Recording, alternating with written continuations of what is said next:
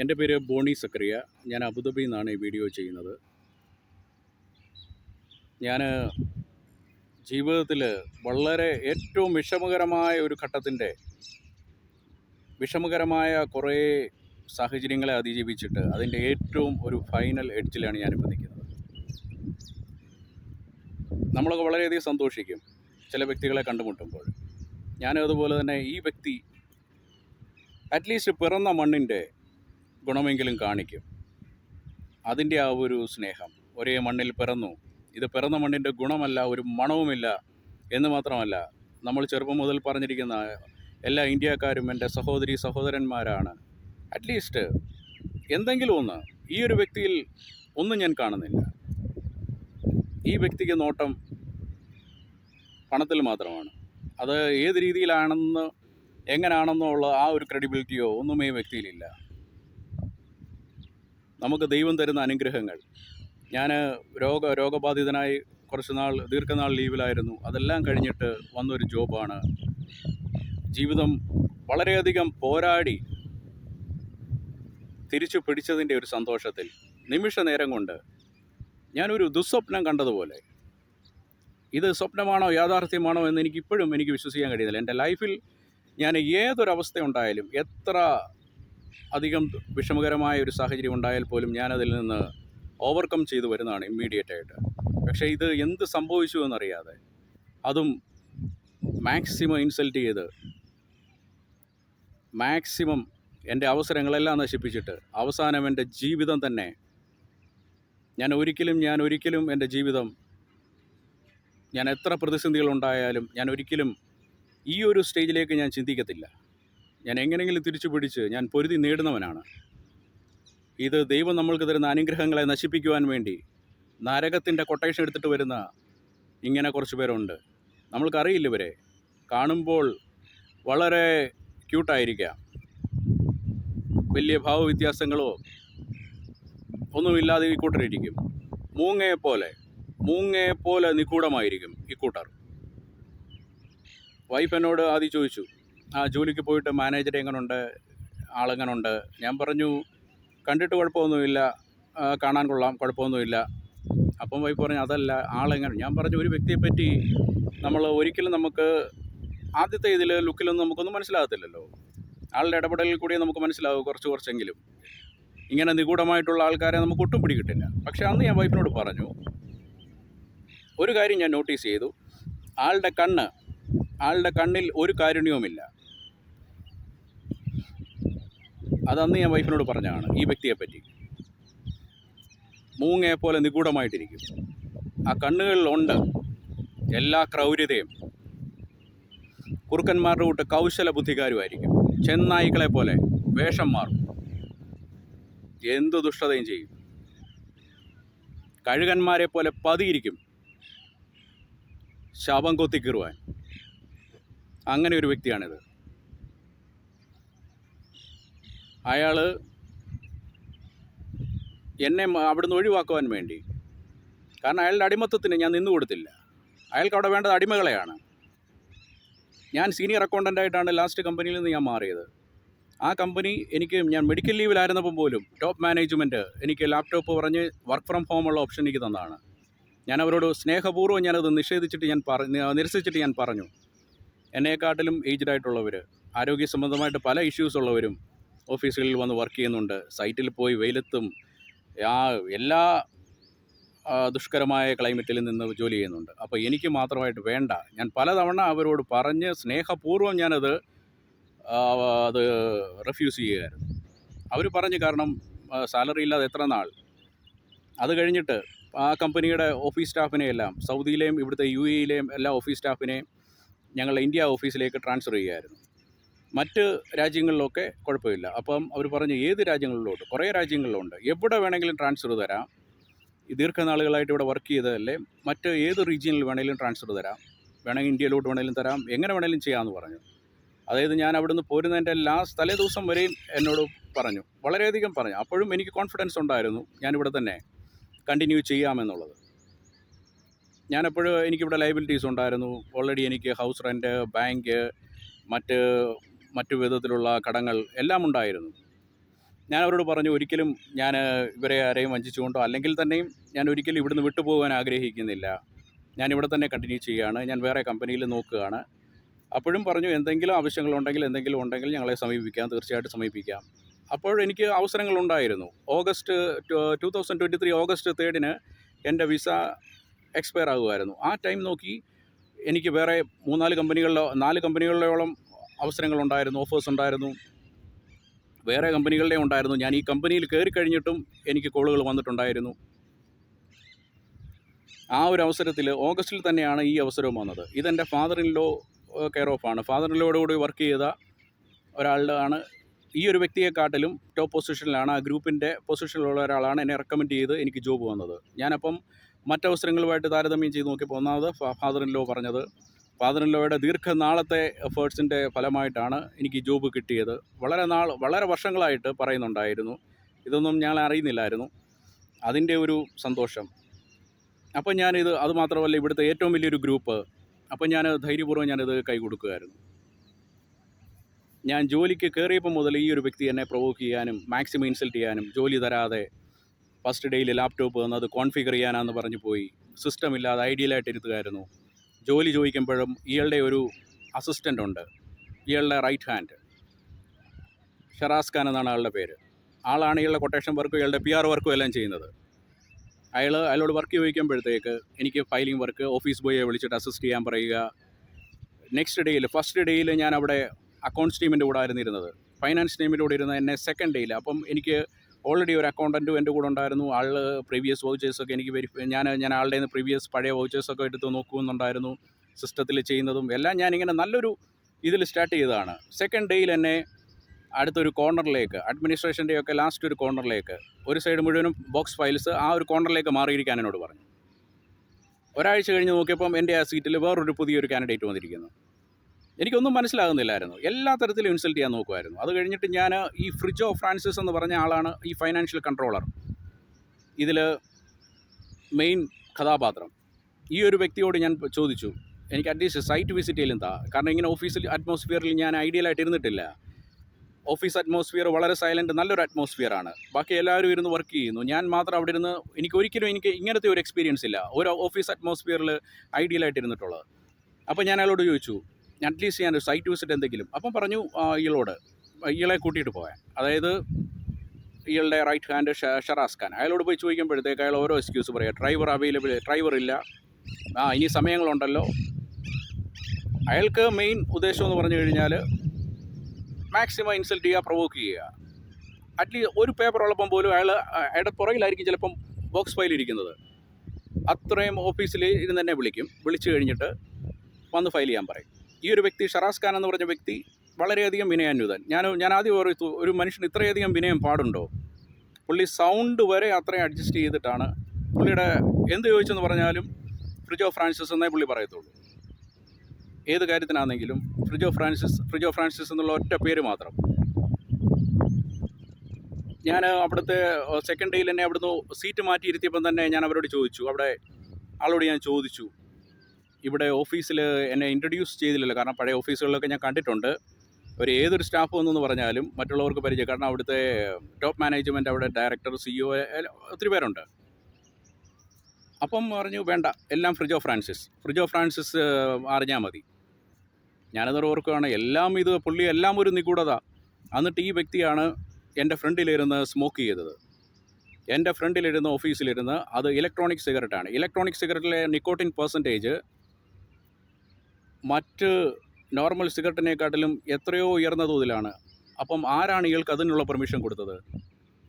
ഇയാൾക്ക് ഓഫീസിലിരുന്ന് എൻ്റെ ഫ്രണ്ടിലിരുന്നിട്ട് അത്രയും ധാർഷ്ട്യം. അതുമാത്രമല്ല,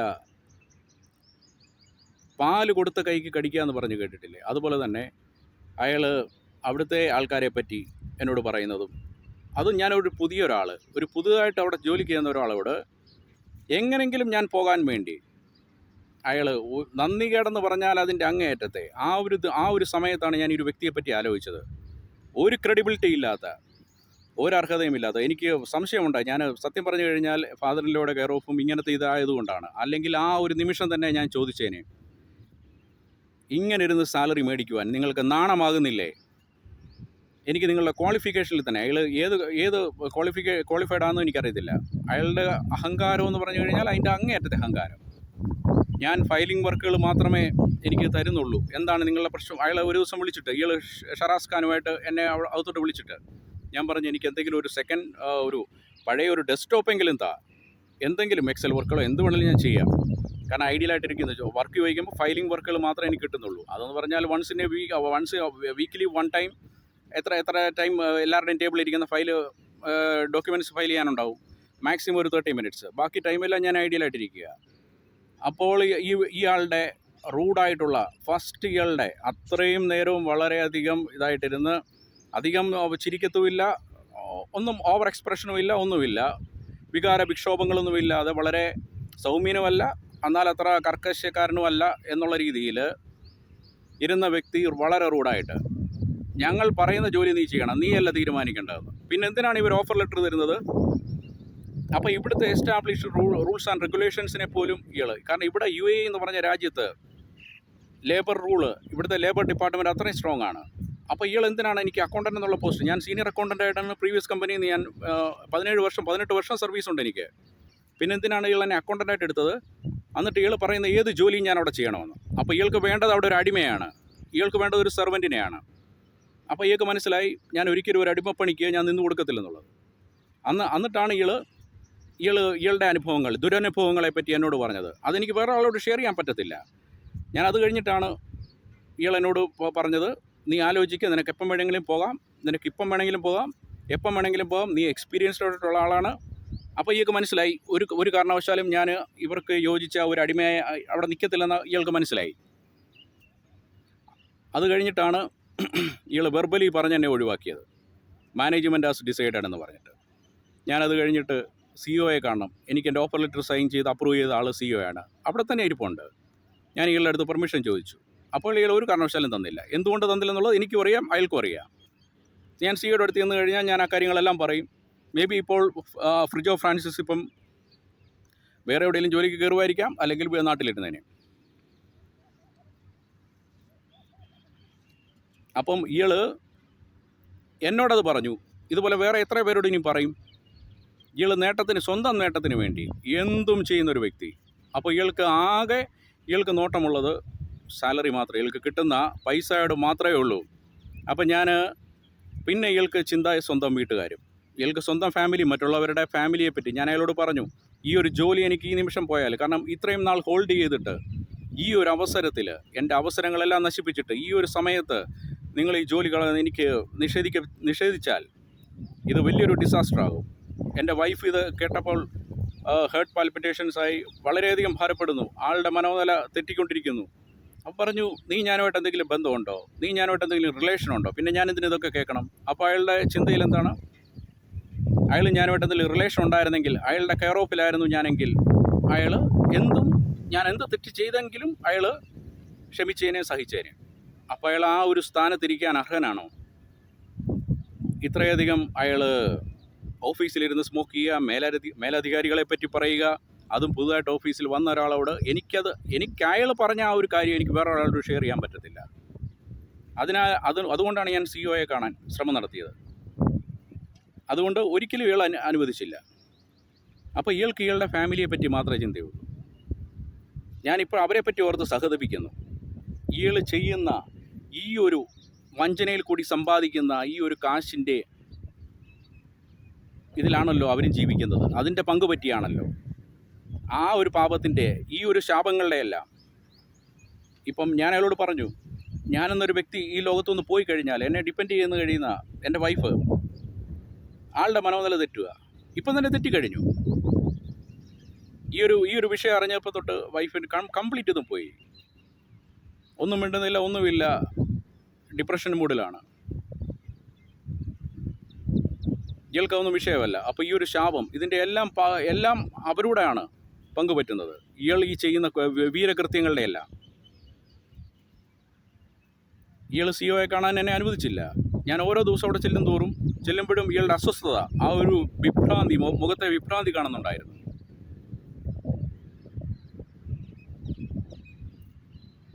അയാൾ അവസാനം എന്താ എന്നോട് പറഞ്ഞത്? ഞാൻ അയാളുടെ അടുത്ത് ബെഗ് ചെയ്തു, ഞാൻ അയാളടുത്ത് കാല് പിടിക്കാമെന്ന് പറഞ്ഞു.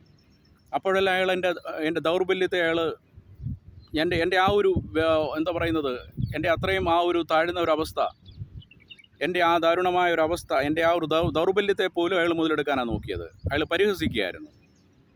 കുറേ കേട്ടിരുന്നിട്ട് അയാൾ എന്നോട് പറഞ്ഞു, ആരുടെ അടുത്തും ബെഗ് ചെയ്യരുത്. ഞാൻ പറഞ്ഞു, എൻ്റെ ലൈഫിൽ ആദ്യമായിട്ടാണ് ഇങ്ങനൊരു അവസ്ഥ. ഞാൻ ആദ്യമായിട്ടാണ് ഒരാളുടെ അടുത്ത് ബെഗ് ചെയ്യുന്നത്. എന്തെങ്കിലും എനിക്കൊരു മോശമായിട്ടുള്ളൊരു അവസ്ഥ, എനിക്ക് എന്തെങ്കിലും ഒരു ഭാരമുണ്ടെങ്കിൽ പോലും, എനിക്ക് എന്തെങ്കിലും ഒരു അവസ്ഥ, എനിക്ക് മോശമായിട്ടുള്ള ഒരു സാഹചര്യത്തിൽ കൂടാണ് ഞാൻ കടന്നു പോകുന്നതെങ്കിൽ പോലും ഞാൻ എൻ്റെ തലയുയർത്തി പിടിച്ച് നടന്നിട്ടുള്ളൂ.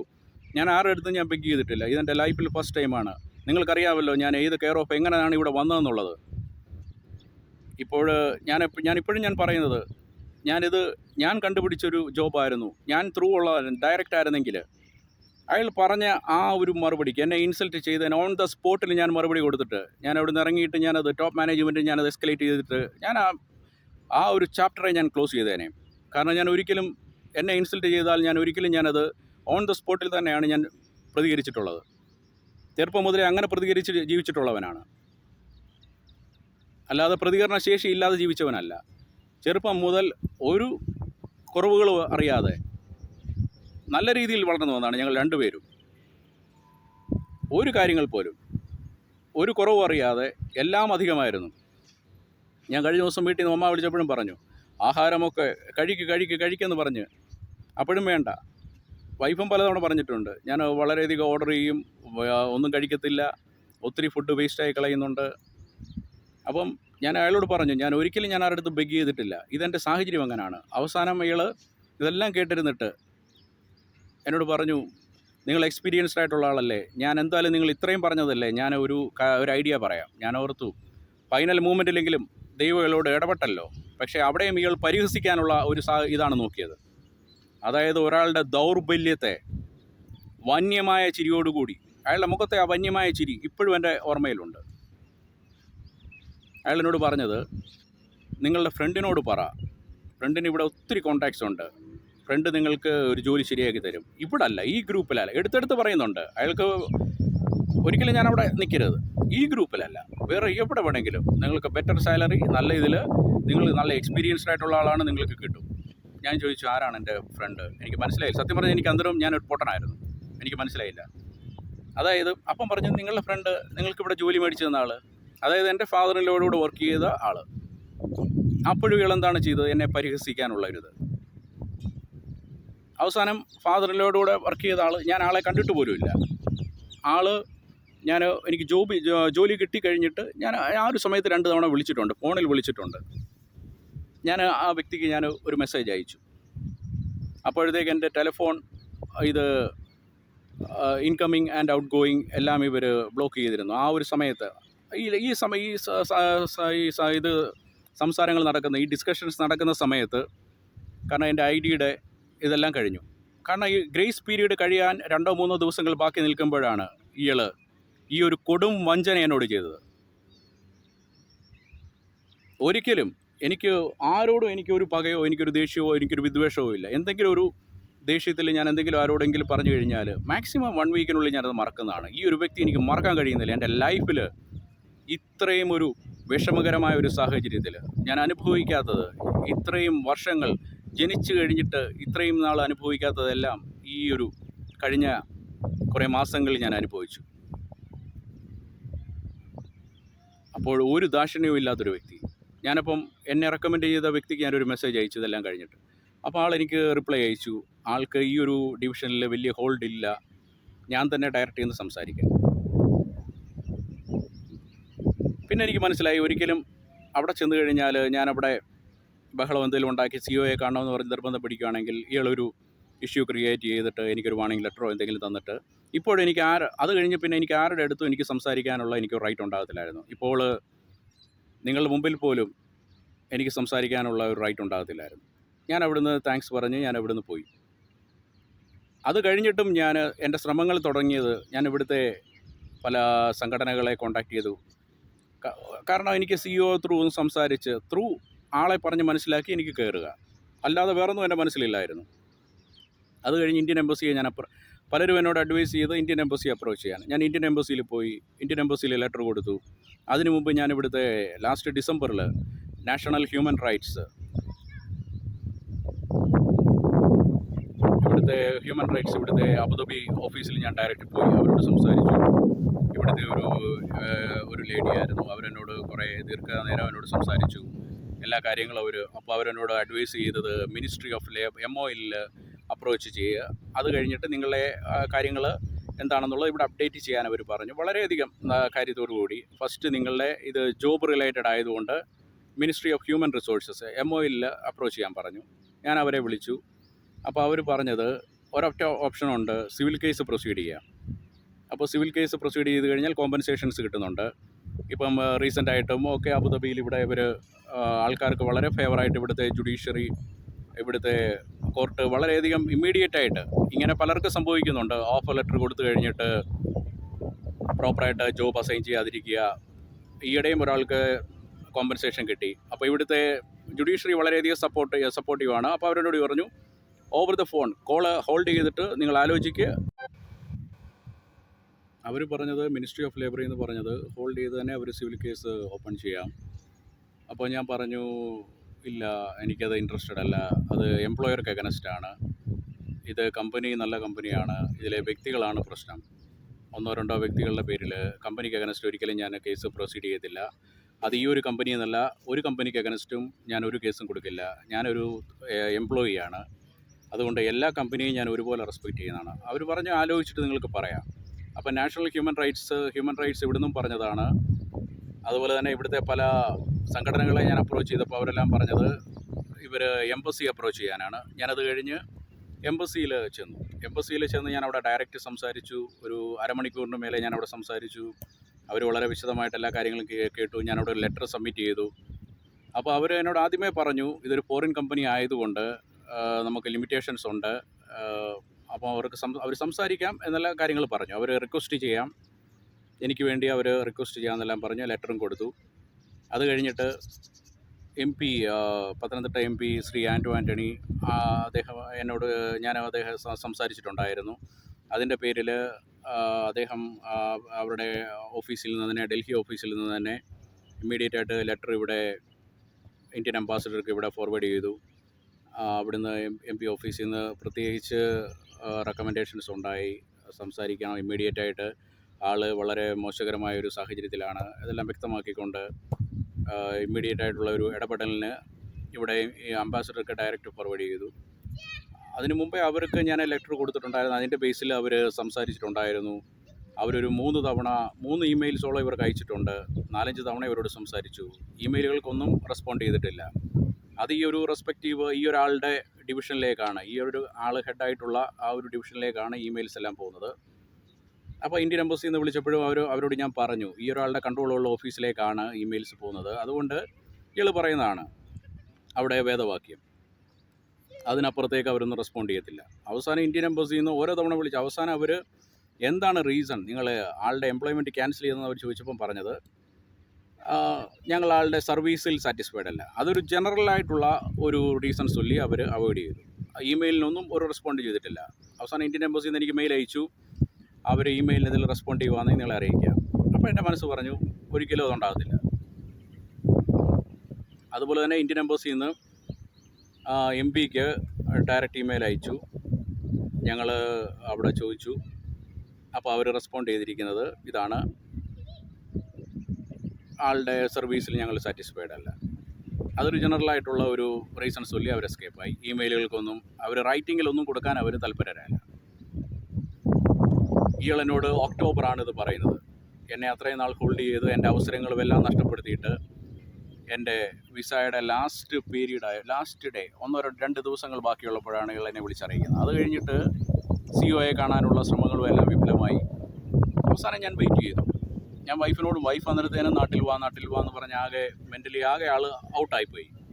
ഞാൻ പറഞ്ഞു എനിക്കൊരൊറ്റ വാക്കേ ഉള്ളൂ, ഞാനിവിടെ എല്ലാ ലൈബിലിറ്റീസും തീർത്തിട്ട് ഞാൻ പിന്നെ വെക്കേഷനെ പറ്റി പോലും ആലോചിക്കത്തുള്ളൂ. ഒരിക്കലും ഞാൻ അങ്ങനെ ഓടി വരാനായിരുന്നെങ്കിൽ ഞാൻ എന്നെ ഇത് ചെയ്തേനെ, ആദ്യം തന്നെ എന്നെ ചെയ്തേനെ. ഞാൻ ജീവിക്കുകയാണെങ്കിലും മരിക്കുകയാണെങ്കിലും ഇവിടെ തന്നെ. അതുപോലെ തന്നെ പോരാടി നേടിയ ഒരു ജീവിതമാണ്. എന്നെ അപമാനിച്ചിട്ട്, ഞാൻ ഒരിക്കലും അപമാനിതനായിട്ട് ഞാൻ നാട്ടിലോട്ട് ഓടി വരില്ല. അപ്പോൾ ഈ ഫ്രിജോ ഫ്രാൻസിസ് എന്താണ് എന്നോട് റെക്കമെൻഡ് ചെയ്തത്, നിങ്ങൾ വിസിറ്റ് വിസ എടുത്തിട്ട് വാ, നിങ്ങൾ നാട്ടിൽ പോവും. കാരണം അയാളും വിചാരിച്ചിരുന്നത് ഞാൻ നാട്ടിൽ പോയി ഞാൻ ഒരിക്കലും ഇവിടെ നിൽക്കത്തില്ലെന്നാണ്. അപമാനിതനായിട്ട് ഞാൻ അതിന് മുമ്പേ തീരുമാനമെടുത്തതാണ്. ഇവിടുത്തെ ആരെയും ഞാൻ വഞ്ചിച്ചിട്ടോ ഞാൻ എല്ലാ ലയബിലിറ്റീസും തീർത്തിട്ട് എനിക്ക് ബാങ്കിൽ, എനിക്കിവിടെ റെൻറ്റ്, ഇവരുമായിട്ടൊക്കെ പ്രശ്നങ്ങൾ ഇടയ്ക്കിടയ്ക്ക് ഉണ്ടാവുമെങ്കിൽ പോലും ഇപ്പം ഞാനിവിടെ റെൻറ്റ് 10.5 മാസത്തെ കൊടുക്കാൻ 11 മാസത്തോളം കൊടുക്കാനുണ്ട്. ഇടയ്ക്കിടയ്ക്ക് പ്രശ്നങ്ങളുണ്ടാകുന്നുണ്ട്. ഇന്നാണ് ഞാൻ അവരോട് ലാസ്റ്റ് പറഞ്ഞത്, ഇന്നെനിക്ക് ഇത്രയും അവർ വെയിറ്റ് ചെയ്തു. എനിക്ക് ജോലി കിട്ടിയെന്ന് പറഞ്ഞപ്പോൾ അവർ ഒത്തിരി സന്തോഷിച്ചു. പക്ഷേ അത് കഴിഞ്ഞിട്ട് ഞാൻ ജോലിക്ക് പോകാത്തതും പിന്നത്തെ കാര്യങ്ങളൊക്കെ അവർക്കും ഒരു വളരെയധികം ഒരു എന്താണെന്നുള്ള ഒരു കാര്യങ്ങൾ അവർക്കും മനസ്സിലാകുന്നില്ല. ആൾ ജോലിക്കും പോകുന്നില്ല. അപ്പം അവർക്കും സംശയങ്ങളായി. അത് കഴിഞ്ഞ് വില്ലയുടെ ഓണറുടെ ഒരു സുഹൃത്ത് ഇവിടുത്തെ ഓഫീസറാണ്. ആളെന്നെ വിളിച്ചിട്ട് അപ്പോഴത്തേക്ക് ഞാൻ എൻ്റെ ടെൻഷനിൽ കൊണ്ട് ഞാൻ ആളോട് വളരെയധികം ഞാനൊരു കുറേ വോയിസ് മെസ്സേജ് ഞാൻ അയച്ചു എൻ്റെ ടെൻഷനിൽ. അത് കഴിഞ്ഞിട്ട് എന്നോട് പറഞ്ഞു, നിങ്ങൾ ഓവർ റിയാക്റ്റ് ആകരുത്, നിങ്ങളുടെ ഹെൽത്ത് ടേക്ക് കെയർ ചെയ്യണം, എന്താണ് നിങ്ങൾക്ക് സംഭവിച്ചത്, നിങ്ങൾക്ക് എന്താണ്, കാരണം ഇവരപ്പോൾ എൻ്റെ ഡീറ്റെയിൽസ് എല്ലാം എടുത്ത് വെച്ചിട്ടുണ്ടായിരുന്നു. നിങ്ങളുടെ ഫോട്ടോ കണ്ടു, നിങ്ങളിപ്പോൾ സംസാരിക്കുന്നത് എല്ലാം ഓക്കെ, നിങ്ങൾക്ക് എന്താണ് സംഭവിച്ചത്? ഞാൻ പറഞ്ഞു ഇങ്ങനെ സംഭവിച്ചു. കാരണം ഞാൻ എല്ലാവരോടും ആദ്യ സമയങ്ങളിൽ എല്ലാവരോടും ഞാൻ പറഞ്ഞിരുന്നത് എനിക്ക് ഓഫർ ചെയ്ത ജോബും അസൈൻ ചെയ്തതുമായിട്ട് മാച്ചായില്ല, അതുകൊണ്ട് ഞാൻ വെയിറ്റ് ചെയ്യുകയാണ്, ഞാനത് എസ്കലേറ്റ് ചെയ്തിട്ടുണ്ട് ഗ്രൂപ്പ് HR-ന്. ഞാൻ അങ്ങനെ ഒരു റീസണാണ് ഞാൻ പറഞ്ഞിരുന്നത്. അപ്പോൾ ഞാൻ ആ ഓഫീസറോട് ഞാൻ പറഞ്ഞു എനിക്കൊരു ജോലി വേണം അത്യാവശ്യമായിട്ട്. അപ്പം ആളെന്നോട് CV അയച്ചു തരാനൊക്കെ പറഞ്ഞു. ഞാൻ അയച്ചു കൊടുത്തു. അപ്പോഴും എന്നോട് പറയുന്നത്, വില്ലയുടെ ഓണർ പറഞ്ഞിരുന്നു ആളൊരു ജെൻറ്റിൽമാൻ ആയിരുന്നു, എന്ത് പറ്റിയെന്നറിയില്ല, ഇപ്പോൾ ആൾ സ്ട്രെയിറ്റ് ആയിട്ട് തോന്നുന്നില്ല, ആൾ ജോലിക്കും പോകുന്നില്ല. അപ്പം ഞാൻ കുറേ എക്സ്ക്യൂസസ് പറഞ്ഞ് ഇന്ന് ലാസ്റ്റ് ഞാൻ ഏപ്രിൽ 30 വരെ, 25 ആദ്യം പറഞ്ഞു, ഏപ്രിൽ 30 വരെ സമയം പറഞ്ഞു. പിന്നെ ലാസ്റ്റ് ഞാൻ പറഞ്ഞിരുന്നത് 5-ാം തീയതിയാണ്, മെയ് 5-ാം തീയതി ഞാൻ ഇറങ്ങിത്തരാമെന്ന് പറഞ്ഞിട്ടുണ്ട്. ഞാൻ സത്യം പറഞ്ഞു കഴിഞ്ഞാൽ ഞാൻ വില്ലയുടെ അവിടെ നിന്ന് ഞാൻ ഇറങ്ങിയതാണ്. ഞാൻ അവരോട് പറഞ്ഞു, വേണമെങ്കിൽ നിങ്ങൾക്ക് എൻ്റെ പാസ്പോർട്ട്, ഞാനത് നേരത്തെ അവരോട് ചോദിച്ചതാണ്, നിങ്ങൾക്കൊരു സെക്യൂരിറ്റിക്ക് വേണമെങ്കിൽ എൻ്റെ പാസ്പോർട്ട് തരാം. അവരത് മേടിച്ചില്ല. ഒരു തവണ ഞാൻ സാധനങ്ങളൊക്കെ എടുത്ത് മാറ്റിയോന്ന് അറിയാൻ വേണ്ടി ഒരു സംശയത്തിൻ്റെ പേരിൽ, കാരണം കുറേ വിശ്വസിച്ചു, ആരെങ്കിലും ഈ അബുദാബി സിറ്റിയിൽ 10-11 മാസത്തെ റെൻറ്റ് ആരെങ്കിലും ഇത്രയും റെൻറ്റ് കൊടുക്കാതെ ആരെയെങ്കിലും താമസിപ്പിക്കുമോ? ഒരിക്കലും ഇല്ല. ഇത്രയും ഹ്യൂജ് റെൻറ്റ്, മന്ത്ലി റെൻറ്റ് ഇത്രയും മാസം. അവർ വളരെയധികം, കാരണം ഫുഡ് ഇല്ലാതിരുന്ന സമയങ്ങളിൽ ഞാൻ വില്ലയുടെ പൈപ്പ് വാട്ടർ അത്രയധികം ഞാൻ എൻ്റെ ജീവിതത്തിൽ ചെറുപ്പം മുതൽ ഒരു കഷ്ടപ്പാടും അറിയാതെ വളർന്ന് എത്രയോ ദിവസങ്ങൾ ഇവിടെ ആഹാരമില്ലാതെ, ക്രിസ്മസ് ന്യൂ ഇയർ ദിവസങ്ങളിലൊക്കെ ഏറ്റവും അധികം സന്തോഷിക്കുന്ന ദിനങ്ങളാണ്. എപ്പോഴാണെങ്കിലും ആ ഒരു ഡിസംബർ ജനുവരി മാസങ്ങളൊക്കെ ആകുമ്പോഴത്തേക്ക് ഒരു പ്രത്യേക ഒരു സന്തോഷമൊക്കെ ആയിരുന്നു. ആ സമയങ്ങളെല്ലാം പട്ടിണിയായിരുന്നു, എൻ്റെ ജന്മദിനം, വിശേഷ ദിവസങ്ങളെല്ലാം. പിന്നെ ഞാൻ തന്നെ ഉള്ളതുകൊണ്ട് ആശ്വസിച്ചു. വൈഫ് കൂടെ ഉള്ള ആണെങ്കിൽ, കാരണം എനിക്ക് ഈ ഒരു ഹെൽത്ത് ഇഷ്യൂസൊക്കെ ആയിരുന്ന സമയത്ത് റീസെൻ്റായിട്ടാണ് കഷ്ടപ്പാടുകൾ തുടങ്ങിയത്. വൈഫ് അന്നേരം തന്നെയാണ് ഞാനും വൈഫും എല്ലാം ജീവിതത്തിൻ്റെ ഓരോരോ കൈപ്പേറിയ നിമിഷങ്ങൾ അനുഭവിച്ചു തുടങ്ങിയത്. അന്നും എനിക്ക് കുറേ ദിവസങ്ങളൊക്കെ പട്ടിണി ഇരുന്നാലും എനിക്ക് നേരത്തെയൊക്കെ ഞാൻ ജോലി ചെയ്തിട്ടുണ്ട്. ബ്ലാക്ക് കോഫി മാത്രം കുടിച്ചിരുന്ന് ജോലി ചെയ്യുമായിരുന്നു. സൗദിയിൽ ചെന്ന സമയത്ത്, ആദ്യം ഞാൻ സൗദിയിലാണ് 2005 സ്റ്റാർട്ട് ചെയ്തത്. ഇരുന്ന് ജോലി ചെയ്യുമായിരുന്നു. എനിക്കപ്പം ജോലി പഠിക്കണം ഓരോന്നോരോന്ന് ചെയ്യണമെന്നുള്ളൊരിതിൽ ബ്ലാക്ക് കോഫി മാത്രം കുടിച്ച്. അപ്പോഴും എൻ്റെ സീനിയേഴ്സൊക്കെ എന്നെ അഡ്വൈസ് ചെയ്യുമായിരുന്നു. ഇപ്പം ഈ ഒരു ടൈമിൽ, അന്ന് ഒരു 24 വയസ്സ്, ആ ഒരു ഏജിൽ കുഴപ്പമില്ല, ഒരു കുറച്ചൊക്കെ ഏജ് ആകുമ്പോഴത്തേക്ക് പ്രശ്നങ്ങളാകും, ഹെൽത്ത് ടേക്ക് കെയർ ചെയ്യുക, ആഹാരം പ്രോപ്പറായിട്ട് കഴിക്കണം എന്നൊക്കെ പറഞ്ഞ് സീനിയേഴ്സ് എന്നെ അഡ്വൈസ് ചെയ്യുമായിരുന്നു. അപ്പോൾ എനിക്ക് അങ്ങനെ ഒരു 2-3 ദിവസമൊന്നും ആഹാരം കഴിക്കാതിരുന്നാലും എനിക്ക് വലിയ വിഷയങ്ങളൊന്നും ഇല്ലായിരുന്നു. ഞാൻ ഈ ഒരു സന്ദർഭത്തിൽ അങ്ങനെ ഇരുന്നപ്പോഴത്തേക്ക് 2 ദിവസമായിട്ടും വൈഫ് വന്നിട്ട് എൻ്റെ കൂടെ ഉണ്ടായിരുന്നു. 2 ദിവസമായിട്ടും വൈഫ് ഇടയ്ക്കിടയ്ക്ക് വന്ന് എന്നെ നോക്കുന്നുണ്ട്. 2-ാമത്തെ ദിവസം കഴിഞ്ഞ്, 2-ാമത്തെ ദിവസം വൈകിട്ട് വൈഫ് എന്നോട് വിശക്കുന്നു എന്ന് പറഞ്ഞു. ഞാനത് ഓഫീസിലെ ആൾക്കാരോടൊക്കെ ഞാനത് ഷെയർ ചെയ്തിരുന്നു. എൻ്റെ ജീവിതത്തിൽ എനിക്ക് ഏറ്റവും വലിയൊരു വിഷമകരമായ ഏറ്റവും വേദനാജനകമായിട്ടുള്ള ഒരു നിമിഷമായിരുന്നത് വൈഫ് എന്നോട് പസിക്കത് എന്ന് പറഞ്ഞത്. കാരണം എനിക്ക് ഏറ്റവും വലിയ ഷോക്കായി. ഞാനത് സത്യം പറഞ്ഞു കഴിഞ്ഞാൽ ഞാൻ ഓർത്തില്ലായിരുന്നു. ഞാനതിങ്ങനെ മ്യൂസിക്കൊക്കെ കേട്ട് ഞാൻ എന്ത് വിഷമങ്ങളുണ്ടെങ്കിലും ഞാൻ ഓവർകം ചെയ്യുന്നത് എനിക്ക് ഇത് തന്നെ, ഞാൻ തന്നെയാണ്. എൻ്റെ ഹീലിംഗ് പ്രോസസ്സ് എല്ലാം, ആരെന്നെ ആശ്വസിപ്പിച്ചാലും ഞാനതിൽ ആശ്വാസം കൊള്ളാത്തവനാണ്. ഞാനത് മ്യൂസിക് തെറാപ്പി അങ്ങനെയൊക്കെ കേട്ട് ഞാൻ ഇരിക്കുകയായിരുന്നു. അപ്പോൾ ഞാനിത് പ്രത്യേകിച്ച് കാര്യമാക്കിയില്ല. വൈഫ് പറഞ്ഞപ്പോൾ അതെൻ്റെ ജീവിതത്തിലെ ഏറ്റവും വലിയൊരു വേദനാജനകം. അതിൽ നിന്നെല്ലാം ഓവർകം ചെയ്ത് ജീവിതം തിരിച്ചു പിടിച്ചതാണ്. ആ ഒരു സന്തോഷത്തിലാണ് വൈഫ് നാട്ടിൽ പോയത്. വീട്ടിലെ പപ്പായും അമ്മയൊക്കെ കണ്ടിട്ട് വരാം, ഒന്ന് റിഫ്രഷ് ചെയ്തിട്ട് വരാം എന്നൊക്കെ പറഞ്ഞ് പോയത്. 15 ദിവസത്തെ വിസ. അങ്ങനെ ഇവർ പറഞ്ഞതനുസരിച്ച് വിശ്വസിപ്പിച്ചിട്ട് ഒന്നുകിലിത് എനിക്ക് തോന്നുന്നു ഇത് പ്രീ പ്ലാൻഡ് ആയിരുന്നു. തുടക്കം മുതലേ എൻ്റെ വിസ പ്രോസസ്സ് ചെയ്യലെന്നുള്ളൊരു തീരുമാനമുണ്ടായിരുന്നു. ഞാൻ വിചാരിച്ചു എന്നെ റെക്കമെൻഡ് ചെയ്ത ആളും ഇയാളുമായിട്ട് നല്ല ടേംസിലായിരിക്കും. പുള്ളിയെപ്പോലും പരിഹസിക്കുന്ന രീതിയിലാണ് ലാസ്റ്റ് പറഞ്ഞതെല്ലാം.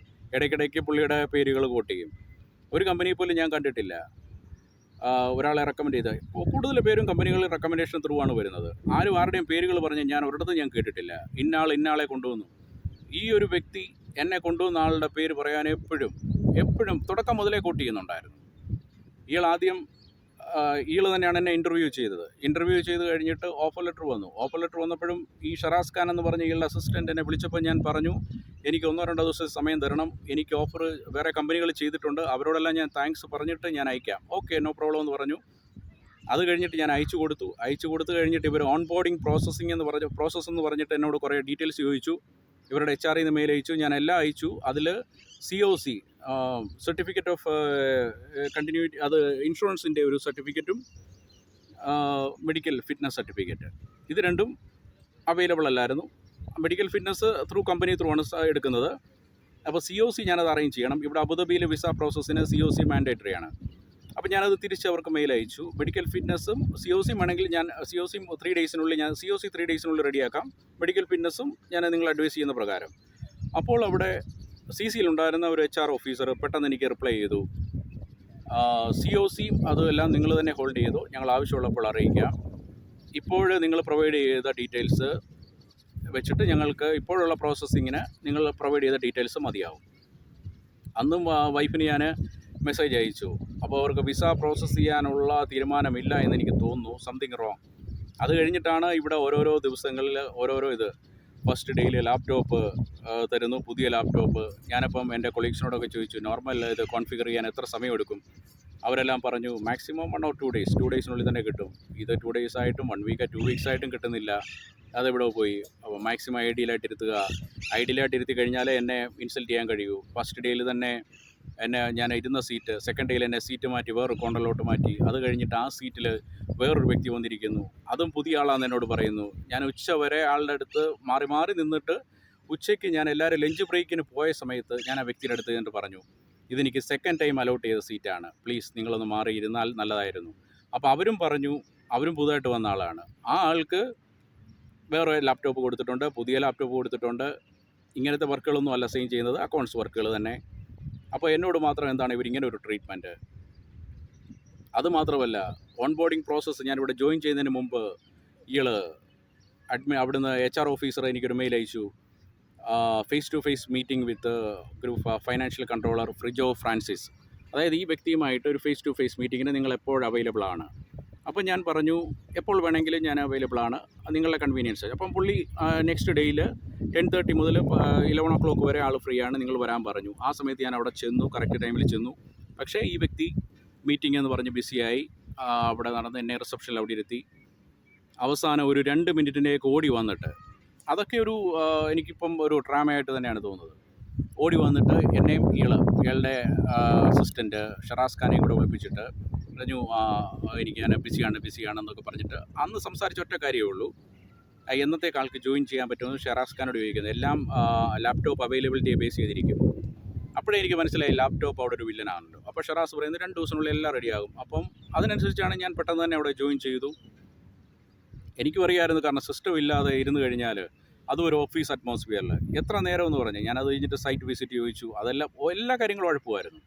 അത് കഴിഞ്ഞ് ഷറാസ് ഖാൻ ഓഫീസ് ബോയിയെ വിളിച്ചിട്ട് പറയുക, ഇത് ബാങ്കിങ് വർക്ക്സും അതെല്ലാം കൊടുക്കുക. എന്നിട്ട് എന്നോട് ഓഫീസ് ബോയുടെ ഫ്രണ്ട് വെച്ച് തന്നെ എന്നോട് പറയുന്നു, ഓഫീസ് ബോയ് ഒത്തിരി ടീ എടുക്കാനും ചായ എടുക്കാനും മറ്റ് ജോബുകളിലൊക്കെ ബിസിയാണ്, അപ്പം നിങ്ങൾ വരാൻ വേണ്ടി വെയിറ്റ് ചെയ്തിരുന്നതാണ്. ഞാനപ്പോൾ ഓഫീസ് ബോയുടെ കൂടെ ബാങ്കുകളിൽ പോകുമായിരുന്നു. അന്നേരം എനിക്ക് ID ഇല്ലാത്തതുകൊണ്ട് എനിക്ക് അവിടെ സബ്മിഷനൊന്നും പറ്റുന്നില്ലായിരുന്നു. പക്ഷേ ഓഫീസിൽ എത്ര നേരം ഒന്ന് വെച്ചിരിക്കുമായിരുന്നു. അത് കഴിഞ്ഞിട്ട് ഓഫീസ് ബോയ് ഇതെല്ലാം കഴിയുമ്പോൾ പിന്നെ വർക്കുകൾ ചോദിക്കുമ്പോൾ അയാൾ ഇതാണ് ഫയലിംഗ് വർക്കുകൾ, ഓരോ ഫയൽസിലുള്ള ഡോക്യുമെൻറ്റ്സ് എടുത്ത് കൊടുക്കാൻ. അപ്പോഴും അയാളുടെ കൂടെ ഇരുന്ന സീനിയർ അക്കൗണ്ടൻറ്റ് ഒരാൾ ചോദിക്കുന്ന ഞാൻ കേട്ടിട്ടുണ്ട്, പുള്ളി ഇതൊക്കെ ചെയ്യുമോ, ആളോട് പറയാൻ പറ്റുമോ? ആ ആൾക്ക് സിസ്റ്റം ഒന്നും കൊടുത്തിട്ടില്ലല്ലോ, ID ഇപ്പം വെറുതെ ഇരിക്കുകയല്ലേ നിങ്ങളുടെ ടേബിളിലൊക്കെ. കാരണം സിസ്റ്റം ഹോൾഡ് ചെയ്തിട്ട് ഇങ്ങനത്തെ വർക്കുകൾ തന്ന് ഇൻസൾട്ട് ചെയ്യുക, പ്രൊവോക്ക് ചെയ്യുക. ഞാൻ അവിടെ ഒരു സീൻ ക്രിയേറ്റ് ചെയ്യണമായിരുന്നു, അതൊരു റീസൺ കണ്ടെത്തി. പക്ഷേ അതിന് എനിക്കറിയില്ല, ഞാൻ എൻ്റെ ക്യാരക്ടർ, ഞാൻ എൻ്റെ നോർമൽ ക്യാരക്ടറിലാണെങ്കിൽ ഞാൻ അവിടെ പ്രതികരിച്ചിട്ട്, പക്ഷേ ഈ ഒരു കെയർ ഓഫ് ഇതിലെ കിടക്കുന്നതുകൊണ്ട് എനിക്കൊന്നും ചെയ്യാൻ പറ്റാത്തൊരു ഞാനതെല്ലാം അനുസരിച്ച് ഞാൻ ചെയ്തു. അവരോടെല്ലാം ഞാൻ വീട്ടിൽ ചോദിച്ചു, നിങ്ങളുടെ വേറെ എന്തെങ്കിലും ഉണ്ടോ ഫയലിങ്ങിന്. ഞാൻ ഒരിടത്തും കണ്ടിട്ടില്ല ഒരു സീനിയേഴ്സോ ആരോ അത് വരുന്ന പുതിയ എംപ്ലോയി, അത് ഏത് പൊസിഷൻ ആയിക്കോട്ടെ, ക്ലറിക്കൽ പൊസിഷനോ എനി സീനിയർ പൊസിഷൻ, ആരും ഇങ്ങനത്തെ വർക്കുകളൊന്നും കൊടുത്ത് ഇൻസൾട്ട് ചെയ്യുന്നതോ, ആൾക്കാർക്ക് അവരവരുടെ ടേബിളിൽ ഇരിക്കുന്നത് നിങ്ങളെടുത്ത് ഫയൽ ചെയ്യുക, അവർക്ക് കാരണം പിന്നെന്താ, എന്തിനാണ് ഇവരിങ്ങനെ ഓരോ കാറ്റഗറി തിരിച്ചിരിക്കുന്നത്? അങ്ങനെയാണെങ്കിൽ ഓഫർ ലെറ്ററോ അല്ലെങ്കിൽ ഒരു ജനറൽ കാറ്റഗറി, അല്ലെങ്കിൽ ഇവരെന്നെ എടുക്കാൻ നേരം ഹെൽപ്പറെന്നോ വേറെ എന്തെങ്കിലും പറഞ്ഞ് ഇവരെടുത്താൽ മതിയായിരുന്നല്ലോ. അപ്പോൾ തന്നെ ഇവർ കാണിക്കുന്നത് ഒരു അടിമത്തത്തിലേക്ക്, അതായത് ഇവർക്ക് അടിമകളായിട്ട് നിൽക്കുമോ ഇല്ലയോ എന്നുള്ളത് ടെസ്റ്റ് ചെയ്യുകയാണ്. എന്നിട്ട് വെറുതെ ഇരുത്തുക. അപ്പം ഇയാൾ എന്നോട് പറഞ്ഞത്, ഞങ്ങൾ പറയുന്ന ജോലി ചെയ്യണം, നീയല്ല തീരുമാനിക്കേണ്ട, ഞങ്ങൾ തീരുമാനിക്കണം. അപ്പം ഇയാൾ എന്താണ് അയാൾ പറയും, കാരണം ഇവിടുത്തെ റൂൾസിനെ തന്നെ ഇയാൾ മാറ്റുകയല്ലേ ചെയ്യുന്നത്. പിന്നെ എന്തിനാണ് ഓരോരുത്തർക്കും ഓരോ കാറ്റഗറി വെച്ചിരിക്കുന്നത്? അതുപോലെ തന്നെ ഇയാൾ ഫേസ് ടു ഫേസ് മീറ്റിങ്ങിന് വിളിച്ചിട്ട് എന്നെ ഇൻസൾട്ട് ചെയ്തിട്ട് 2 മിനിറ്റ് വന്ന് ലാപ്ടോപ്പിനെ പറ്റി മാത്രം സംസാരിച്ചിട്ട് ഇയാൾ പോയി. എന്തുകൊണ്ടാണ് അയാൾ മീറ്റിങ്ങിൽ അന്ന് ഫേസ് ടു ഫേസ് മീറ്റിങ്ങിന് റെഡി ആയില്ല എന്നുള്ളത് എനിക്ക് വ്യക്തമായി. അന്ന് സംസാരിക്കേണ്ടി എന്തെങ്കിലും ഇരുന്നാൽ ഒഫീഷ്യലായിട്ട് സംസാരിക്കേണ്ടി വരും. എന്താണ് എനിക്ക് വർക്ക് അസൈൻ ചെയ്യാൻ പോകുന്നത്, ഈ കാര്യങ്ങളെല്ലാം ഡീറ്റെയിൽ ആയിട്ട് സംസാരിക്കേണ്ടി വരും. അതെല്ലാം അയാൾ ഒഴിവാക്കി വിട്ടു. അപ്പോൾ നേരത്തെ ഇയാൾ തീരുമാനിച്ചിരുന്നതാണ്. എന്നിട്ട് മാക്സിമം ഇൻസൾട്ട് ചെയ്ത് പ്രൊവോക്ക് ചെയ്ത് ഞാൻ തന്നെ ഇറങ്ങിപ്പോകണം. അതിനൊരു മുഖാന്തരം അയാൾ നിരവധി ഉണ്ടാക്കി. അതിനയാൾ അനാവശ്യമായിട്ട് അയാളുടെ ടോപ്പിലുള്ളവരെ പറ്റി സംസാരിക്കുക. അയാൾ എന്തുമാകാം, ഞാനിവിടുത്തെ വലിയ ആളാണെന്ന് കാണിക്കാൻ വേണ്ടി എൻ്റെ ഫ്രണ്ടിൽ നിന്ന് സ്മോക്ക് ചെയ്യുക. നീ എൻ്റെ റിലേറ്റീവാണോ, നീ എന്തെങ്കിലും ഉണ്ടെങ്കിൽ, നീ അങ്ങനെ എന്തെങ്കിലും ഉണ്ടെങ്കിൽ നിന്നെ ഞാൻ കൺസിഡർ ചെയ്യാം. ഞാൻ എന്താണ് മിസ്റ്റേക്ക് ചെയ്തത്? വെർബലി പറഞ്ഞ് എന്നെ ഒഴിവാക്കി വിട്ടു. അതായത് ഒഫീഷ്യലി ഫോർമലി ഞാൻ അവിടെ ഒരു എംപ്ലോയി ആയിട്ട് ഞാൻ അവിടെ കയറിയതാണ്. എൻ്റെ അവസരങ്ങളെല്ലാം ഞാൻ നഷ്ടപ്പെടുത്തി. എൻ്റെ നല്ല എനിക്കുണ്ടായിരുന്ന ജോലി ഓഫേഴ്സ് കളഞ്ഞിട്ട്, എൻ്റെ സമയങ്ങൾ എല്ലാം ഇയാൾ നഷ്ടപ്പെടുത്തിയിട്ട്, അവസാനം ഇയാളുടെ വീട്ടു ജോലിക്ക് ഞാൻ ചെന്നിട്ട് എന്നെ ഒഴിവാക്കി വിടുന്നത് പോലെ, നീ നാളെ മുതൽ വരണ്ട. അത് കഴിഞ്ഞിട്ട് ഞാൻ ഇവർക്ക് ഗ്രൂപ്പ് എച്ച് ആറിന് ഞാൻ 1 മാസം കഴിഞ്ഞ് ഗ്രൂപ്പ് HR ചെയ്യുന്ന ഒരു മെയിൽ, ഞാനത് പ്രതീക്ഷിച്ചിരിക്കുകയായിരുന്നു. ഞാൻ വൈഫിനോടും പറഞ്ഞു, എന്നെ ഇങ്ങനെ കോൺടാക്ട് ചെയ്യരുത്, മെസ്സേജ് അയക്കരുത്, നാട്ടിലോട്ട് വരാൻ പറഞ്ഞ് ആ ഒരു കാര്യം മാത്രം പറഞ്ഞ് മെസ്സേജ് അയക്കരുത്, എനിക്ക് അന്നും ഇന്നും ഒരു വാക്കേ ഉള്ളൂ. അത് കഴിഞ്ഞിട്ട് ഞാൻ വൈഫിനോടും പറഞ്ഞു, വെയിറ്റ് ചെയ്യാം, അവിടുത്തെ കമ്പനിയിൽ നിന്ന് ആരെങ്കിലും റെസ്പോണ്ട് ചെയ്യുമെന്ന് നോക്കട്ടെ. 1 മാസം കഴിഞ്ഞ് നവംബർ 6-ാം തീയതി, 1 മാസം ഏറെക്കുറെ 1 മാസം ആകാറായപ്പോഴത്തേക്ക് അവിടുന്ന് ഒരു മെയിൽ HR നിന്ന്, നിങ്ങളുടെ നമ്പറിൽ കോൺടാക്ട് ചെയ്യാൻ നോക്കിയിട്ട് കിട്ടുന്നില്ല, നിങ്ങൾ ഓഫീസിൽ വന്നിട്ട് പേപ്പേഴ്സൊക്കെ സൈൻ ചെയ്ത് ക്യാൻസലേഷൻ പേപ്പറുകൾ സൈൻ ചെയ്യണം, അല്ലെങ്കിൽ നിങ്ങളെ അബ്സ്കോണ്ടിങ് ആയിട്ട് ട്രീറ്റ് ചെയ്യും. ഞാനപ്പം അതിന് റിപ്ലൈ ചെയ്തു, നെക്സ്റ്റ് ഡേയിൽ റിപ്ലൈ ചെയ്തു, ഞാൻ ഈ ഒരു മെയിലിന് വേണ്ടിയാണ് ഞാൻ വെയിറ്റ് ചെയ്തത്, അറ്റ്ലീസ്റ്റ് കമ്പനിയിൽ നിന്ന് ആരെങ്കിലും റെസ്പോണ്ട് ചെയ്യുമോ, എന്ത് കാരണത്താലാണ് എൻ്റെ എംപ്ലോയ്മെൻറ്റ് ക്യാൻസലാക്കിയത്, അതെങ്കിലും അറിയാനുള്ള റൈറ്റ് എനിക്കില്ലേ? എന്തുകൊണ്ട് ഫ്രിജോ ഫ്രാൻസിസ് വെർബലി ഫോർമലി ഞാൻ അവിടെ കയറി, ഒഫീഷ്യലി ഞാൻ അവിടെ ജോബിൽ എൻ്റർ ആയി കഴിഞ്ഞിട്ട് വെർബലി പറഞ്ഞ് എൻ്റെ എംപ്ലോയ്മെൻറ്റ് ക്യാൻസൽ ചെയ്തു? പിന്നെ ഞാൻ അവരോട് പറഞ്ഞു, ഇതെൻ്റെ മൊബൈൽ ഓൾറെഡി അവിടെ ഉണ്ടായിരുന്നപ്പോൾ തന്നെ എൻ്റെ ഇൻകമിങ് ആൻഡ് ഔട്ട് ഗോയിങ് ഇവരെ ടെമ്പററി സസ്പെൻഡ് ചെയ്തതാണ്, എല്ലാ ഇൻഫർമേഷനും ഉണ്ട്. പിന്നെ ഞാൻ അവർക്ക് ഡീറ്റെയിൽ ആയിട്ട് ഞാൻ കാര്യങ്ങൾ വെച്ചു, മെയിൽ അയച്ചു. എനിക്ക് പ്രോപ്പറായിട്ട് വർക്ക് തന്നില്ല, എന്നെ ഇൻസൾട്ട് ചെയ്തു, എനിക്ക് ഫയലിംഗ് വർക്കുകൾ മാത്രം അസൈൻ ചെയ്തു, എൻ്റെ അവസരങ്ങൾ നഷ്ടപ്പെടുത്തി. ഇപ്പം ഞാൻ എല്ലാ തരത്തിലും, കാരണം എല്ലാവരോടും ഞാൻ പറഞ്ഞു ഞാനൊരു ജോലിയിൽ എൻ്ററായി, ഇനി ആരെനിക്ക് ജോലി തരും? എൻ്റെ വിസയുടെ ഇത് പീരീഡ് കഴിയാറായി, എനിക്കൊരിക്കലും കൺട്രി ഔട്ടാകാൻ പറ്റില്ല. ഞാൻ എല്ലാ തരത്തിലും ഞാൻ ലോക്കാകുകയാണ്. നിങ്ങൾ അറ്റ്ലീസ്റ്റ് ഒരു മാനുഷിക പരിഗണനയെങ്കിലും കാണിക്കുക. എന്ത് റീസൺ, ഒരു കാരണവും ഇല്ലാതെ എന്നെ പുറത്താക്കി. നെക്സ്റ്റ് ഡേയിൽ ഞാൻ HR ഡീറ്റെയിൽ ആയിട്ട് ഇമെയിൽ അയച്ചു. അത് കഴിഞ്ഞ് അവർ സൈലൻ്റായി, അവരുടെ സൈഡിൽ നിന്ന് ഒരു റെസ്പോണ്ടും ഇല്ലാതെ വന്നു. ഗ്രൂപ്പ് HR നിന്നോ കമ്പനി റിലേറ്റഡ് ഒരു ഇമെയിൽസും പിന്നെ എനിക്ക് കിട്ടിയിട്ടില്ല. അത് കഴിഞ്ഞിട്ടാണ് ഞാൻ ഡിസംബറിൽ നാഷണൽ ഹ്യൂമൻ റൈറ്റ്സ് ഓഫീസിൽ ഞാൻ അപ്രോച്ച് ചെയ്യുന്നതും അവർ ഡീറ്റെയിൽ ആയിട്ട് എന്നോട് സംസാരിച്ചു. എന്നിട്ടാണ് അവർ MOയിൽ പോകാൻ സംസാരിച്ചത്. MOയിൽ ഞാൻ അപ്രോച്ച് ചെയ്തപ്പോൾ അവർ സിവിൽ കേസ് പ്രൊസീഡ് ചെയ്യാൻ പറഞ്ഞു, അവർ തന്നെ ഹെൽപ്പ് ചെയ്യാമെന്ന് പറഞ്ഞു. അത് കഴിഞ്ഞിട്ട് ഞാൻ ഇന്ത്യൻ എംബസി അപ്രോച്ച് ചെയ്യുന്നു. ഇന്ത്യൻ എംബസി അവർക്ക് ഇമെയിൽ അയച്ചു. കമ്പനിക്ക് 3 ഇമെയിൽസോളം അയച്ചു. ഒന്നിനും റെസ്പോണ്ട് ചെയ്തിട്ടില്ല. ഫൈനലി അവരുടെ 4-5 കോളുകൾ ചെയ്തപ്പോഴാണ് അവർ പറഞ്ഞത് ആളുടെ സർവീസിൽ ഞങ്ങൾ സാറ്റിസ്ഫൈഡ് അല്ല. അത് കഴിഞ്ഞ് എം പി ത്രൂ എല്ലാം പ്രഷർ ഉണ്ടായിരുന്നു. ഫൈനലി എം പിക്ക് ഇന്ത്യൻ എംബസിയിൽ നിന്ന് ഒരു മെയിൽ അയച്ചു. അവർക്കത് എങ്ങനെയെങ്കിലും ഒന്ന് കൺക്ലൂഡ് ചെയ്യണമല്ലോ. അതിനവർ മെയിൽ അയച്ചത് ആൾക്ക് ഞങ്ങൾ ഔട്ട് പാസും ടിക്കറ്റും കൊടുക്കാം. അപ്പോൾ ഞാൻ ഇന്ത്യൻ എംബസിയിലും ഞാൻ അവിടെ എം പിയുടെ ഓഫീസിലും അവിടെ വിളിച്ചപ്പോഴും എല്ലാം ഞാൻ പറഞ്ഞു, ഒരിക്കലും ഞാൻ ഇത്രയും മാസങ്ങൾ ഇപ്പം തന്നെ എനിക്ക് 1 മാസത്തെ റെൻറ്റ് തന്നെ എത്ര ആകും? അപ്പോൾ ഞാൻ ഈ ഔട്ട് പാസിന് ടിക്കറ്റിന് വേണ്ടിയാണോ ഞാൻ വെയിറ്റ് ചെയ്തത്? ഇത്രയും നഷ്ടങ്ങൾ സഹിച്ച് ഞാൻ വെയിറ്റ് ചെയ്തു. ഓൾറെഡി ഞാൻ ഈ ജോബിന് കയറുമ്പോൾ തന്നെ ഞാൻ എല്ലാ തരത്തിലും ഇതായിരുന്നു, എല്ലാ ലയബിലിറ്റീസും എനിക്കുണ്ടായിരുന്നു. അത് കഴിഞ്ഞിട്ട് ഞാൻ വളരെ പ്രതീക്ഷയോടുകൂടി ഈ ജോബിന് കയറുമ്പോൾ തന്നെ ഞാൻ എല്ലാ തരത്തിലും ഇതായിരുന്നു, എല്ലാ ലയബിലിറ്റീസും എനിക്കുണ്ടായിരുന്നു. അത് കഴിഞ്ഞിട്ട് ഞാൻ വളരെ പ്രതീക്ഷയോടുകൂടി ഈ ജോലിക്ക് കയറിയിട്ട് ഈ ഒരു ചതി എന്നോട് കാണിച്ചിട്ട് അവസാനം എൻ്റെ ജീവിതം തന്നെ ഇല്ലാതാക്കിയ ഒരു ഇത്. ഇപ്പോൾ ഈ വീഡിയോ തന്നെ ഞാൻ ചെയ്യുന്നത്, ഒന്ന്, എൻ്റെ മാനസിക നില താളം തെറ്റിയെന്നുള്ളത്, എൻ്റെ മനസ്സിൻ്റെ നില തെറ്റിയെന്നുള്ളത് എനിക്ക് മനസ്സിലായി തുടങ്ങി. വൈഫിൻ്റെ ഓൾറെഡി ഇതായിപ്പോയി. വൈഫ് എന്തുകൊണ്ട്, കാരണം ഞാൻ എന്ത് പറഞ്ഞെന്ന് പറഞ്ഞാലും എൻ്റെ കൂടെ തന്നെ നിൽക്കുന്നതാണ്. ഈ ഒരു ജോലി പോയി എന്ന് കഴിഞ്ഞപ്പോഴത്തേക്ക് തന്നെ വൈഫിന് മനസ്സിലായി ഇനിയും തിരിച്ചു വരാൻ ബുദ്ധിമുട്ടാവും. ആളുടെ താളം തെറ്റി. ആളിപ്പോൾ അവിടെ വളരെ ഡിപ്രഷൻ മൂഡിലാണ് വീട്ടിൽ കഴിയുന്നത്. ഞാൻ ആദ്യം ഓർത്തു, ഞാൻ തെറ്റിദ്ധരിച്ചു. പിന്നെയാണ് എനിക്ക് മനസ്സിലായത് മനസ്സിൻ്റെ നില തെറ്റിപ്പോയെന്നുള്ളത്.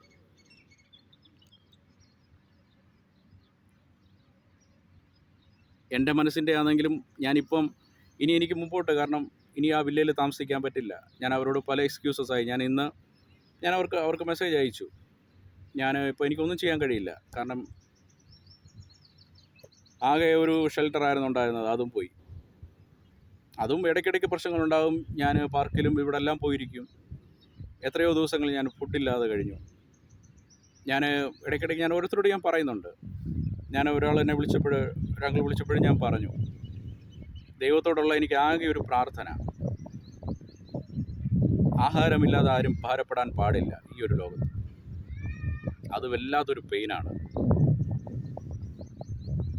പിന്നെ ഞാൻ വേറൊരു കാര്യം കൂടെ പറഞ്ഞത്,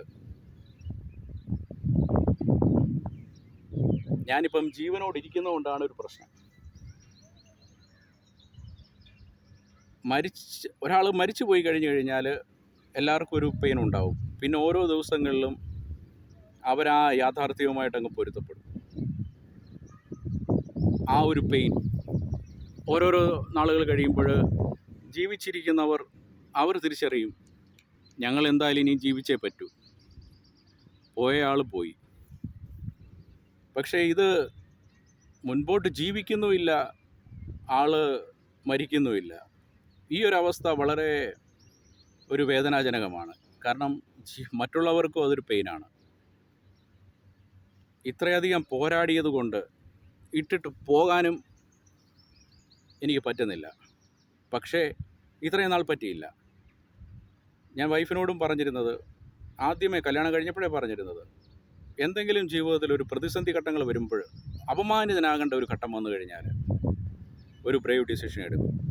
അത് അഭിമാനമുള്ള എല്ലാവരും സ്വന്തം അഭിമാനം നഷ്ടപ്പെടുന്ന ഒരു സന്ദർഭത്തിൽ എടുക്കുന്ന ഒരു ഡിസിഷൻ തന്നെയായിരിക്കും. പക്ഷേ അതും ലാസ്റ്റ് ബ്രീത്ത് വരെ ഞാൻ പോരാടും. എൻ്റെ പോരാട്ടം തുടരും. മിനിഞ്ഞാന്ന് ഞാൻ വൈഫിന് മെസ്സേജ് അയച്ചപ്പോൾ ഞാൻ വൈഫിനോട് പറഞ്ഞു, ലാസ്റ്റ് ബ്രീത്ത് വരെ ഞാൻ പോരാടും. ലാസ്റ്റ് മൂമെൻറ്റ് ഒരു മിറക്കിൾ, അതിന് വഴിയുണ്ട്.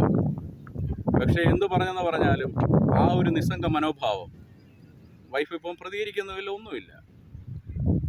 ഇടയ്ക്കൊക്കെ കഴിഞ്ഞ മാസം വരെയും ഇങ്ങനെ നാട്ടിൽ വാ എന്ന് പറഞ്ഞ് മെസ്സേജ് അയക്കുമായിരുന്നു. ഞാൻ അവസാനം പറഞ്ഞു, ഞാൻ ഇടയ്ക്ക് ദേഷ്യപ്പെടും, ഈ ഒരു കാര്യം പറഞ്ഞ് എനിക്ക് മെസ്സേജ് അയച്ചേക്കരുത്, അങ്ങനെയാണെങ്കിൽ ഇങ്ങോട്ട് കയറി വാ എന്നൊക്കെ പറഞ്ഞ് ഞാൻ ഭയങ്കരമായിട്ട് ദേഷ്യപ്പെടുമായിരുന്നു. ഞാൻ പറഞ്ഞു, എനിക്കൊരൊറ്റ വാക്കേ ഉള്ളൂ, ഈ ഒരു കാര്യം മാത്രം പറയരുത്. അപ്പോൾ എനിക്ക് ആരുണ്ട്? ഞാൻ പറഞ്ഞു, ഞാൻ നാട്ടിലോട്ട് വന്നു കഴിഞ്ഞാൽ ഞാനൊന്നുമല്ല. ഞാൻ അതിനെപ്പറ്റി ആലോചിച്ചിട്ട് പോലുമില്ല. എൻ്റെ ജീവിതത്തിൽ രക്ഷപ്പെട്ട് ഓടി വരാൻ ഒളിച്ചോട്ടം നല്ലതല്ലല്ലോ. അതും ഇത്രയധികം അപമാനിതനായി തിരിച്ചു പിടിച്ച ജീവിതം, ഒരുത്തൻ നിഷ്കരുണം, ഒരു ദയയുമില്ലാതെ, അതായത് ഒരു മാനുഷിക പരിഗണന പോലും ഇല്ലാതെ ഞാൻ ഓരോ കാര്യങ്ങളിൽ നിന്നൊക്കെ ഞാൻ റിക്കവർ ആകുന്നത്. എത്രയധികം പ്രശ്നങ്ങളുണ്ടെന്ന് പറഞ്ഞാലും വൈഫിനറിയാം. ആരും എന്നെ ആശ്വസിപ്പിച്ചാലും ഞാൻ അതിൽ നിന്ന് റിക്കവർ ആകത്തില്ല. ആ ഒരു ഹീലിംഗ് പ്രോസസ്സ് ഞാൻ തന്നെ ചെയ്യും. പാട്ടുകൾ കേൾക്കും, മ്യൂസിക് തെറാപ്പി, പലയധികം പാട്ടുകൾ. ഒരിക്കൽ പോലും ഇന്ത്യൻ സോങ്ങുകൾ ഞാൻ ആ ടൈമിൽ കേൾക്കത്തില്ല വേദനിച്ചിരിക്കുമ്പോൾ. ഞാനിപ്പം ഇംഗ്ലീഷ് സോങ്ങുകളൊക്കെയാണ് കേൾക്കുന്നത്. ഞാനിപ്പം റീസെൻ്റായിട്ട് ഞാനൊരു പാട്ട് കേട്ടു. ഒരു ഇംഗ്ലീഷ് സോങ്ങാണത്, ഫ്രാജിൽ. അപ്പോൾ അതിനകത്ത് പറയുന്നത്, അപ്പോഴൊക്കെ ഞാൻ ആലോചിക്കുന്നുണ്ട്, അറ്റ്ലീസ്റ്റ് ഇങ്ങനത്തെ പാട്ടുകളൊക്കെ കേട്ടിട്ട് അതിൻ്റെ അർത്ഥങ്ങളെങ്കിലും അയാൾ മനസ്സിലാക്കിയിരുന്നെങ്കിൽ. കാരണം ജീവിതം ഇത്രയ്ക്കേ ഉള്ളൂ. ഈ ഒരു ശ്വാസത്തിൻ്റെ ബലത്തിലാണ് എല്ലാവരും നിൽക്കുന്നത്. നെക്സ്റ്റ് മൂമെൻ്റ് എന്താവും ആർക്കും ഒരു ഗ്യാരണ്ടി ഇല്ല. ആ ഒരു സമയത്താണ് ഈ ഒരു മത്സരവും ഈ ഒരു പകപോക്കലും. ഇയാൾക്ക് ദീർഘനാളുകളായിട്ട് ഏതാണ്ട് പൂർവ്വജന്മങ്ങൾ പാരമ്പര്യമായിട്ടുള്ള ഏതോ ഒരു റിവെഞ്ചോ ഏതോ ഒരു വെഞ്ചൻസോ ഉള്ള പോലാണ്, അത്തരത്തിലുള്ളൊരു കുടിപ്പക തീർക്കുന്ന പോലെയാണ് അയാൾ എന്നോട് പെരുമാറിയത്. എന്താണെന്ന് എനിക്കിപ്പോഴും മനസ്സിലാകുന്നില്ല. എന്ത് കാരണത്താലാണ്? ഞാൻ അവിടെ അടിമപ്പണി ചെയ്തതാണോ? ഞാൻ പറയുന്നതെല്ലാം കേട്ട് നിന്നാണോ? ഇത്രയധികം അപമാനിച്ച് അവസരങ്ങൾ നഷ്ടപ്പെടുത്തി, എൻ്റെ ലൈഫുകൾ നഷ്ടപ്പെടുത്തി. അപ്പോൾ പോലും ഞാൻ ഒരിക്കൽ പോലും അപമര്യാദയായിട്ട് ഞാൻ അയാളോട് പെരുമാറിയിട്ടില്ല. ഞാൻ ലാസ്റ്റും അയാളുടെ അടുത്ത് ഞാൻ റിക്വസ്റ്റ് ചെയ്ത് മെസ്സേജുകളൊക്കെ അയച്ചു. അവസാനം അത്രയ്ക്ക് നിഷ്ഠൂരനായൊരു വ്യക്തി കാണിക്കുന്ന പരിപാടി, എൻ്റെ നമ്പറും ബ്ലോക്ക് ചെയ്ത് വിട്ടു. അയാൾക്ക് അതല്ലേ കഴിയത്തുള്ളൂ. അയാൾക്ക് അയാളുടെ ഫാമിലി, അയാളുടെ കാര്യം. ഞാൻ ഈ പാട്ടുകൾ കേൾക്കുമ്പോൾ അതിനകത്ത് ഒരു പാട്ടിൻ്റെ അർത്ഥം എന്ന് പറഞ്ഞു കഴിഞ്ഞാൽ, ഒരു നാൾ നമ്മുടെ മാംസവും സ്റ്റീൽ ഇതെല്ലാം കൂടെ ഒന്നിച്ച് ലയിക്കും. പിന്നീടുള്ളത് രക്തത്തിൻ്റെ അവശേഷിക്കുന്ന കറകളുമല്ലോ. അതും അടുത്ത മഴയത്ത്, അതായത് നക്ഷത്രങ്ങളുടെ കണ്ണുനീരാണ് മഴയായി വരുന്നത്. ആ മഴയത്ത് അതും ഒലിച്ചു പോകും. അവസാനം എന്തുണ്ട് ബാക്കി? ഇത്രയേ ഉള്ളൂ മനുഷ്യൻ്റെ ലൈഫ്. ഇതിൻ്റെ ഇടയ്ക്ക് നമ്മൾ എന്തൊക്കെയാണ് ചെയ്തു കൂട്ടുന്നത്. എത്ര പേരോട് നമ്മൾക്ക് അസൂയ, പക, വിദ്വേഷം, മറ്റുള്ളവരെ തകർക്കുക. ഒരേ സമയത്ത് തന്നെ എത്ര തരം ഒരു മനുഷ്യനെ ഏതൊക്കെ തലത്തിൽ ചിന്തിക്കുന്നു. ഈ ഒരു അവസ്ഥയിലാണ് എനിക്ക് മനസ്സിലായത്, ഒരു മനുഷ്യൻ പറയുന്നതല്ല അവൻ പ്രവർത്തിക്കുന്നത്. ഒരു മനുഷ്യന് ഒരു ഫേസ് അല്ല ഉള്ളത്, പല മാസ്ക് ഇട്ടിട്ടാണ് നിൽക്കുന്നത്. ഇങ്ങനത്തെ ചെന്നായ്ക്കളുടെ സ്വഭാവ സവിശേഷതയുള്ള ഇവനൊക്കെ എത്രത്തോളം ഫേസ് മാസ്ക് ഇവനൊക്കെ കാണും. ഓരോരുത്തരുടെ അടുത്ത് ചെല്ലുമ്പോഴും ഓരോ ഇതായിരിക്കും. കാരണം ഇവരുടെ അൾട്ടിമേറ്റ് എയിം എന്ന് പറഞ്ഞു കഴിഞ്ഞാൽ ഒന്ന് മാത്രമേ ഉള്ളൂ, പണം. അതിനുവേണ്ടി മാത്രം. ഞാൻ അയാളോട് പറഞ്ഞേ, കാരണം ഇതിങ്ങനത്തെ കെയർ ഓഫുകൾ ഇതെല്ലാം ആയിപ്പോയി. എനിക്കൊന്നും പ്രതികരിക്കാനും പറ്റിയില്ല. അവസാനം തന്നെ എൻ്റെ പളുങ്ക് പോലെ തച്ചുടച്ചു. എത്രയോ പേര് ഇതിനകത്ത് അഫക്റ്റഡായി. ഞാനിങ്ങനെ നിൽക്കുന്നതുകൊണ്ട് അതിൻ്റെ പിന്നെ എത്രയോ പേര് ദുഃഖിക്കുന്നുണ്ട്. ഹോൾ ഫാമിലി അയാൾ തകർത്തു. ഞാൻ അയാളോട് എത്ര തവണ ഞാൻ പറഞ്ഞു, സ്വന്തമായിട്ട് അയാൾക്ക് ഒരു അനുഭവം വരണം. ഞാനങ്ങനെ ഓരോ മ്യൂസിക് കേട്ടിട്ടും, ഞാൻ ഓരോ പാട്ടുകൾ കേട്ടിട്ട് ഞാൻ റിക്കവർ ആകുന്നവനാണ്. അത് കഴിഞ്ഞിട്ട് ഞാൻ ഓരോരോ പാട്ടുകൾ, ഞാൻ rise up, I am alive, a new day has come, അങ്ങനെ കുറേ പാട്ടുകൾ, shape of my heart, desert rose. അതിനകത്ത് ഒരിക്കലും അത് ലാംഗ്വേജോ മതമോ ഒന്നും അതിനകത്ത് ബാധകമല്ല. എല്ലാം ലാംഗ്വേജ്, സ്പാനിഷ് സോങ്, അതിനകത്ത് ഗ്രാൻഡ് അമോറ എന്ന് പറഞ്ഞൊരു സോങ്. ഒരു ദിവസം നൈറ്റ് കംപ്ലീറ്റ് ഞാൻ ആ പാട്ടുകൾ കേട്ടുകൊണ്ടിരിക്കുകയാണ്. അപ്പോൾ വൈഫ് ഇതേതാ മനസ്സിലാകാത്ത ലാംഗ്വേജ് ഇട്ടുകൊണ്ടിരിക്കുന്നത്, ഏത് ലാംഗ്വേജിലുള്ള പാട്ട്? ഞാൻ പറഞ്ഞു, സംഗീതത്തിന് ഭാഷയുടെ അതിർവരമ്പുകളൊന്നും പ്രശ്നമേ അല്ല. അങ്ങനെ ആ മ്യൂസിക്കൊക്കെ കേട്ടിട്ട് അതിൽ നിന്ന് റിക്കവർ ആകുന്ന ഞാൻ ഈ അടുത്തിടയ്ക്കൊന്നും എനിക്ക് ഉറക്കമേ വരുന്നില്ല. കിടന്നു കഴിഞ്ഞാൽ ഉറക്കം വരുന്നില്ല. നേരത്തെയൊക്കെ എപ്പോഴും ഞാൻ പറയുമായിരുന്നു, ഒന്ന് ഉറങ്ങാൻ പറ്റിയിരുന്നെങ്കിൽ. ഞാൻ എല്ലാവരോടും അഹങ്കാരത്തോടെ പറയുമായിരുന്നു, ഒറ്റ മിനിറ്റ് കൊണ്ട് ഞാൻ ഉറങ്ങും. അത് എത്ര ഇതിലാണെങ്കിൽ പോലും, എത്ര സമയം കിടന്നുറങ്ങിയാൽ പോലും എനിക്ക് ഉറക്കം മതിയാകില്ല. ഇപ്പോൾ ഇഷ്ടം പോലെ ഉറങ്ങാൻ സമയമുണ്ട്, ഉറങ്ങാൻ പറ്റുന്നില്ല. മനസ്സ് അത്രയും സംഘർഷഭരിതമായിട്ടിരുന്നപ്പോൾ ഞാൻ പാട്ടുകളൊന്ന് കേൾക്കാമെന്ന് വെച്ചു. പക്ഷേ എൻ്റെ മനസ്സിലോട്ട് ഇപ്പോൾ ഇത്ര പാട്ടുകൾ കേട്ടിട്ടും എനിക്ക് ഒന്നിൽ നിന്നും റിലീഫ് കിട്ടുന്നില്ല. സ്റ്റിൽ എൻ്റെ ഉള്ളിലുള്ള പെയിൻ, എൻ്റെ വേദനകൾ എന്നെ ഇങ്ങനെ അലട്ടിക്കൊണ്ടിരിക്കുകയാണ്. ഇപ്പം കുറേ ദിവസങ്ങളായിട്ട്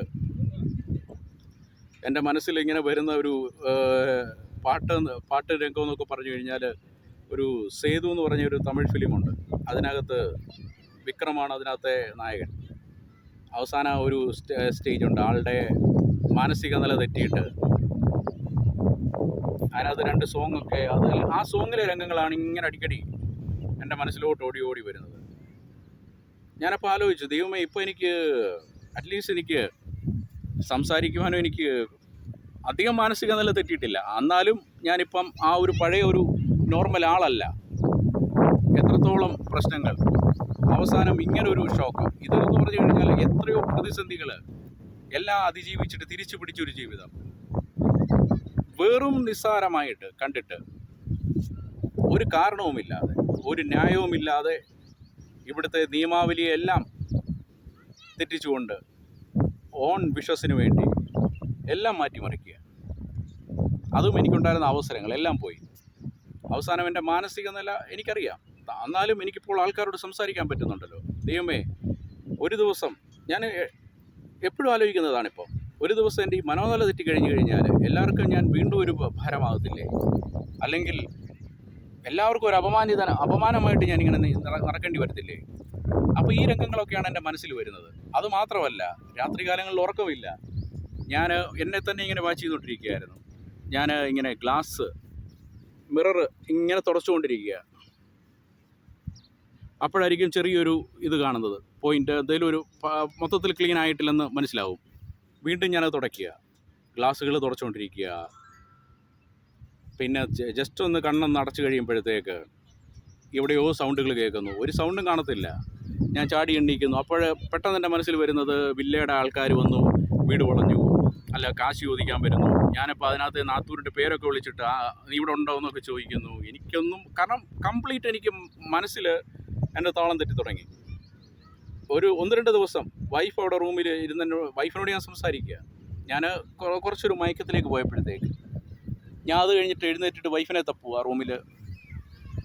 ചില ദിവസങ്ങളിൽ എൻ്റെ കൺട്രോൾ എനിക്ക് പോയതായിട്ട് എനിക്ക് മനസ്സിലായി. കാരണം ആരുമില്ല സംസാരിക്കാൻ പോലും. ആൾക്കാരെങ്കിലും ഒരു മെസ്സേജ് അയച്ചു കഴിഞ്ഞാൽ റിപ്ലൈകൾ അയക്കുക.